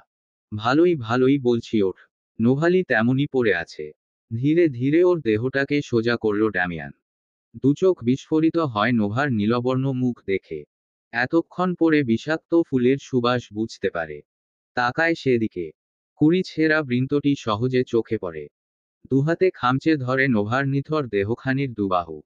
সজোরে ঝাঁকায়। না, না, চোখ খোল। এই নোভালি, এত সহজে আমাকে তোরা হারাতে পারবি না। বারবার কেন হারবো আমি? তোর মুক্তি নেই। আমার স্বপ্ন পূরণ না করে তোর মুক্তি হবে না। ড্যামিয়ান ওর বিষাক্ত নীল ঠোঁটে ঠোঁট বসিয়ে দেয়। শুষে নিতে চায় সব বিষ। কিন্তু ব্যর্থ হয়। কারণ নোভা ওর জেদ, ভালোবাসা নয়। এই বিষ কেবল ভালোবাসাময় চুম্বনে শরীর ত্যাগ করবে। সারি সারি সাজানো উইল বৃক্ষ। বিকেলের সোনালি রোদ নিম্নমুখী ঝুলন্ত পাতার ফাঁকে শেষবেলার লুকোচুরি খেলায় মেতেছে। নরম আলো চোখে প্রশান্তি এনে দেয়। সামনে সবুজ ঘাসে আচ্ছাদিত সমতল। খোলা সবুজ মাঠের মাঝে কাঠের ছোট্ট একটা টেবিল রাখা। দুপাশে দুটো চেয়ার। ঝর্ণার জল পড়ার শব্দ কানে আসে। অদূরে উইলো বনের মাঝ দিয়ে বয়ে যায় ছোট্ট চিরি। ধীরে ধীরে ইসাবেলার নজর কাড়ে এখানে সেখানে আগাছার আড়ালে, ঝিরির ধারে, গাছের কোটরের ফাঁকে জন্ম নেওয়া রং বেরঙের ফুলগুলো। ওর অভিভূত উজ্জ্বল চাহনিতে স্থির তাকিয়ে রয় নিকোলাস। এই প্রকৃতির সৌন্দর্য তুচ্ছ ঈশ্বরের সৃষ্ট এই মানবীর রূপের কাছে। ঈশ্বর! ও কি আবারও ইসাবেলার সূত্র ধরে তার গুণকীর্তন করল? দুপাশে মাথা নাড়িয়ে প্রতিবাদ জানায়। বড্ড দুর্বল প্রতিবাদ। চলো বসি। ইসাবেলার হাত ধরতে তাকালো নিকোলাসের দিকে। এই প্রাকৃতিক সৌন্দর্যের ছলে যে কার্যসিদ্ধি ছিল তা পুরোপুরি ব্যর্থ হয়নি, আবার কাজও করেনি। ইসাবেলার মুখে এখনো বিমর্ষতার ক্ষীণ ছায়া। সেই ছায়া কি ওর মুখের রং অমন পাণ্ডুর করেছে। বৃদ্ধাঙ্গুল ওর মলিন নিষ্প্রভ গালে বুলিয়ে কপালে চুমু খেল। তারপর রাঙা ঠোঁটে। তুমি ঠিক আছো, সুইট হার্ট? নিকোলাসের বাহুবন্ধনীর মাঝে ইসাবেলা গোপনে শ্বাস ছেড়ে বলল। ভালো আছি আমি। ওর ঠোঁটের মৃদু হাসি নিকোলাসের ঠোঁটেও ছোঁয়াচের ন্যায় পৌঁছে যায়। দুজনে সামনের চেয়ার দুটোতে মুখোমুখি বসল। টেবিলের একপাশে নানা পদের খাবার ভর্তি ঝুড়ি। ইসাবেলা বুঝল আগেভাগেই এসব প্রস্তুত করেছে নিকোলাস। বিয়ের শপথে বলেছিল প্রতিটি মুহূর্ত স্পেশাল করবে। নিকোলাস পাশে থাকলে তাই তো মনে হয় ওর। কিন্তু এই পাশে পাওয়ার জন্য চরম মূল্য দিতে হবে শীঘ্রই। ছাড়তে হবে আপনজনদের। এই সিদ্ধান্তের ব্যাপারে নিকোলাসের সাথে কথা হয়েছে। ও কিছুক্ষণ চুপ করে বলেছিল, ওদের ছেড়ে ভালো থাকবে তুমি? হয়তো। না, এ আবেগের কথা নয়। সত্যি বলছি, ভেবেই বলছি। ওরা ছাড়া খারাপ লাগবে। আর তুমিহীন জীবন চলবে না মনে হয়। কি অকৃতজ্ঞ আমি, তাই না? নিজের রক্ত সম্পর্কীয় আপনজনদের ঠকালাম আপন স্বার্থে। আমি বড্ড খারাপ মানুষ, বড্ড খারাপ। বলতে বলতে গলা ধরা এসেছিল ইসাবেলার। নিকোলাস ওকে বুকে টেনে বলে, তুমি ভীষণ ভালো বেলা। নির্দোষ, নিষ্পাপ। আমার ভালোবাসা তোমায় আজ খারাপ ভাবতে বাধ্য করল। নিকোলাস। ইসাবেলা আহত মুখে সরে বসল। নিকোলাস মলিন মুখে বলেছিল, আমায় ভালো না বাসলেই তুমি বোধহয় ঠিক করতে। ইসাবেলার চোখ ভরে এলো। রাগল মনে মনে। নিকোলাস বুঝতে পেরে ফের ওর মাথাটা বুকের ওপর টানে। মান করো না, বধূ। তোমাকে পাওয়ার নেশায় তোমার সুখ নিয়ে ভাবিনি। তুমিই তো আমার সুখের কারণ নিকোলাস। আর তোমার পরিবার। ওদের ছাড়া একা আমায় নিয়ে সুখ হবে তোমার? একটা মানুষ কি জীবনে সব পায় বলো? না চাইতেও কিছু তো ত্যাগ করতেই হয় জীবন পথে। আমাকেও তাই করতে হবে। আমি তোমাকে বেছে নিয়েছি।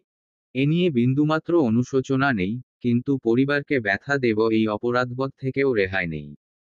চুপ করে যায় নিকোলাস। ইসাবেলা আজ যে পরিস্থিতিতে পড়েছে তার কারণও। ওর অপরাধবোধের কারণও নিজে। সাধারণ মানুষকে ভালোবাসলে নিশ্চয় এদিন দেখতে হতো না ইসাবেলাকে। পরিবারকে ছাড়ার সিদ্ধান্ত নিতে হতো না। অথচ প্রণয়ের প্রথম প্রহরে এসব যেন আমলেও আনেনি। প্রেমের সূচনালগ্নে আমরা এতটা মহাচ্ছন্ন হয়ে থাকি যে দূরে তাকায় না। যখন বোধ হয় তখন আর উপায় থাকে না। তোমাকে পাবার নেশা আমায় স্বার্থপর করে তুলেছিল। একটুও ভাবিনি আমার জন্য কত কি না ত্যাগ করতে হবে তোমাকে। আমার মতো পিশাচকে ভালোবেসে ব্যথা ছাড়া কিবা পেলে, বধূ আমার। ইসাবেলা নিকোলাসের হাত ধরে মাথাটা কাঁধে রাখল। তুমি আমার সকল ব্যথা উপশমের ওষুধ নিকোলাস। এই দুর্দিনে আমার আশা হও, নিরাশার কথা বলো না। তাছাড়া এখনো মায়ের সাথে কথা বলিনি এ ব্যাপারে। কে জানে যদি মা আমাকে বোঝে। ওরা দুজনই জানে শেষ কথা স্রেফ কথার কথা। আন্না মেরিও কোনোদিন মানবে না। নিকোলাসের নামই যথেষ্ট তার অস্বীকৃতির জন্য। প্লেটে নানান পদের খাবার ইসাবেলা খাচ্ছে না। ক্ষুধা মরে গেছে। আজ মাকে কিভাবে বলবে তাই নিয়েই ভাবছে ক্ষণে ক্ষণে। ওর মন ভালো করতে এত আয়োজন সব যেন বিফলে গেল। নিকোলাস তবুও চেষ্টা করল। চিন্তার ঘোর থেকে বের করতে বলল, কাল দূরে কোথাও যাবে? তোমার পছন্দের কোনো জায়গা থাকলে বলতে পারো। পছন্দের জায়গা আছে কি না মনে পড়ল না। বলল, তোমার যেখানে ভালো লাগে। আমার তো শুধু তোমাকে ভালো লাগে। আমার মিষ্টি বউ। টুপ করে ঠোঁটে একটা চুমু দিয়ে দিল সুযোগ বুঝে, লাজুক হাসল ইসাবেলা। তারপর বলল, তুমি আর তোমার ফ্লাটিং লেভেল। উফ, যুগ যুগ ধরে এভাবেই মেয়ে পটাতে। এই, আমার বউপ্রীতিকে এসব ফ্লাটিং লোটিং বলে অপমান করবে না। মেয়েরা আমাকে দেখে এমনিতেই পটে যেত। এমন সুদর্শন মুখ, বলিষ্ঠ দেহের যুবক দেখলে কোন মেয়েই না পটে। তুমি নিজেও তো পটেছ। হো। নিকোলাস ভুরু নাচায়। Shut up. ইসাবেলা ঠোঁট টিপে হাসি সংবরণ করে বিড়বিড় করে বলে, কুকি বাস্টার্ড। আমি কিন্তু শুনেছি বেলা। Very good. নিষ্পাপ মুখ করে চোখ পিটপিটে তাকালো ওর দিকে ইসাবেলা। নিকোলাস মুখটা কানের কাছে এনে চাপা গলায় বলল, রাত হোক, দেখব এই নিষ্পাপ মুখ থাকে কোথায়। আলতো করে কানের লতিকা কামড়ে দিতে ইসাবেলার সর্বাঙ্গ শিরশির করে ওঠে। লজ্জায় রাঙা হয়ে যায়। তুমি নির্লজ্জ। গলা ঝেড়ে অভিযোগ করতে নিকোলাস দুষ্টু হাসি আড়াল করে বলল, অহ, এখন আমি নির্লজ্জ?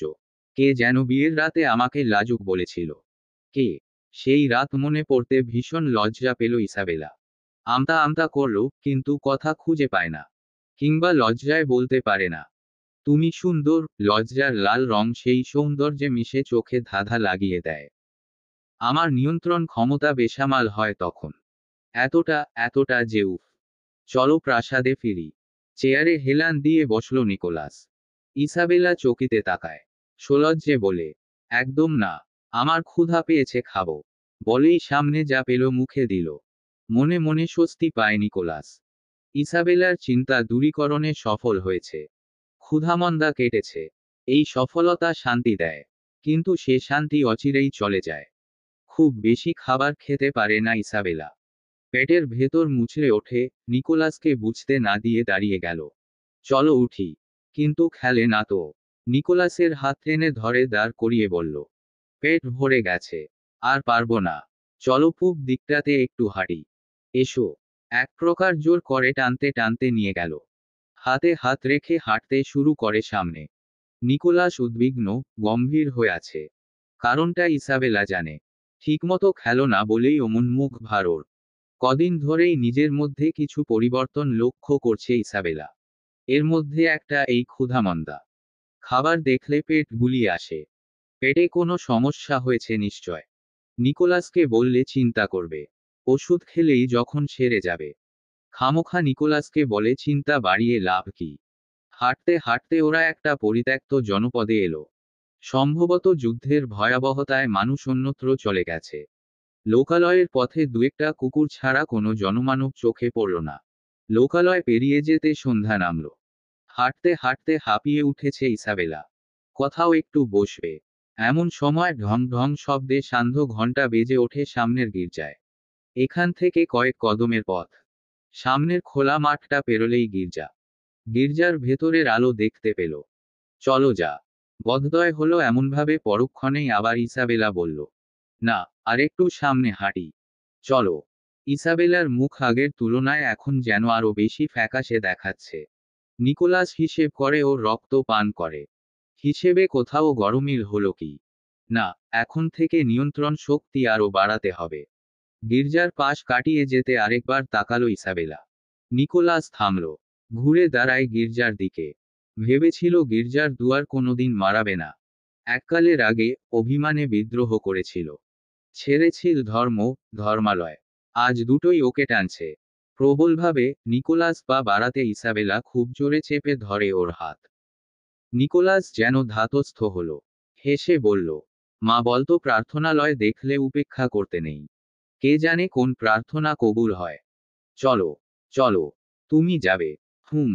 প্রশ্ন করল না, জবাব দিল ইসাবেলা ঠিক বুঝতে পারে না। নিকোলাস নিজেও না। ইসাবেলা একটু জোর দিক, জোর করে টানুক সামনে। নিকোলাস পূর্বের সব ভুলে আজ প্রভুর গৃহে হাঁটু ভেঙে বসবে, ক্ষমা চাইবে। হয়তো তিনি ইসাবেলাকে সঙ্গী করে দিয়েছেন, কৃতজ্ঞতা তো রয়েছে। এতদিন বাদে ইসাবেলার আগাথাকে স্মরণ হলো তাকে দেওয়া প্রতিশ্রুতি। নিকোলাসকে আর কয়েক কদম এগিয়ে নিলেই আগাথাকে দেওয়া প্রতিশ্রুতি পূরণ হয়, শাপমোচন হয় নিকোলাসের। আর তারপর ঈশ্বর ওকে নিজের কাছে ডেকে নেবেন। নিকোলাস শূন্যে মিলিয়ে যাবে। নিজেদের হাতের বন্ধনে তাকালো। নিকোলাসকে হারানোর ভয় মুহূর্তে স্বার্থপর, ওয়াদাভঙ্গকারী, পাপীতে পরিণত হয়। সৃষ্টিকর্তার দুয়ারে যেতে বাধা দিলে সে পাপী ছাড়া কি? ওর গলা শুকিয়ে এলো। সভয়ে একবার গির্জার দিকে, আরেকবার নিজেদের হাতের বন্ধনে তাকালো। নিকোলাস একদৃষ্টে গির্জার দিকে চেয়ে আছে। ইসাবেলার আচমকা টানে চমকে তাকায়। কি হলো? চলো বাড়ি ফিরি। গির্জার ভেতরে যাবে না? এখন না। মাথাটা কেমন যেন করছে। চলো বাড়ি ফিরি, প্লিজ। নিকোলাস সন্নিগ্ধ চোখে তাকালো, কিন্তু কিছু বলল না। ইসাবেলা আর হাঁটবে না, সুতরাং ওকে হাওয়ার বেগে নিয়ে চলে এলো ম্যাক্সওয়েল মহলের লনে। এদিক ওদিকে সতর্কে তাকালো। বরাবরের মতো লন নীরব, ওরা ছাড়া আর কেউ নেই। ওরা জানালা দিয়ে রুমে ঢুকতে একটা ছায়া পড়ল লনের ওপর। ধীরে ধীরে এগিয়ে এলো সেটি। আজ কৃষ্ণপক্ষের রাত। প্রাসাদের ভেতরকার আলো লনের মাঝ বরাবর পড়েছে। ছায়াটি ইসাবেলার জানালার ঠিক নিচে এসে দাঁড়ায়। ইসাবেলার রুমের ক্ষীণ আলো জ্বলে ওঠে, চুম্বনরত দুটো মানবীয় ছায়া পড়ে জানালার সাদা পর্দায়। সেদিকে তাকানো ছায়ামুখে কোথা থেকে এক ছটা আলো পড়ে। উদ্ভাসিত হয় কঠোর কঠিন আন্না মেরিওর চেহারা। বিহ্বলতা, ভয়, ক্রোধ ও ঘৃণা মিশ্রিত হয়ে ফুটে ওঠে তার চোখে মুখে। পাথরের মতো দাঁড়িয়ে রইলেন ঠাই। হঠাৎ পেছনে পরিচিত সেই গলা শুনে টলে ওঠেন। বিশ্বাস হলো তো এবার চলবে। গল্প তিমিরে ফোটা গোলাপ। 10ম পর্ব। লেখনীতে তানিয়া শেখ।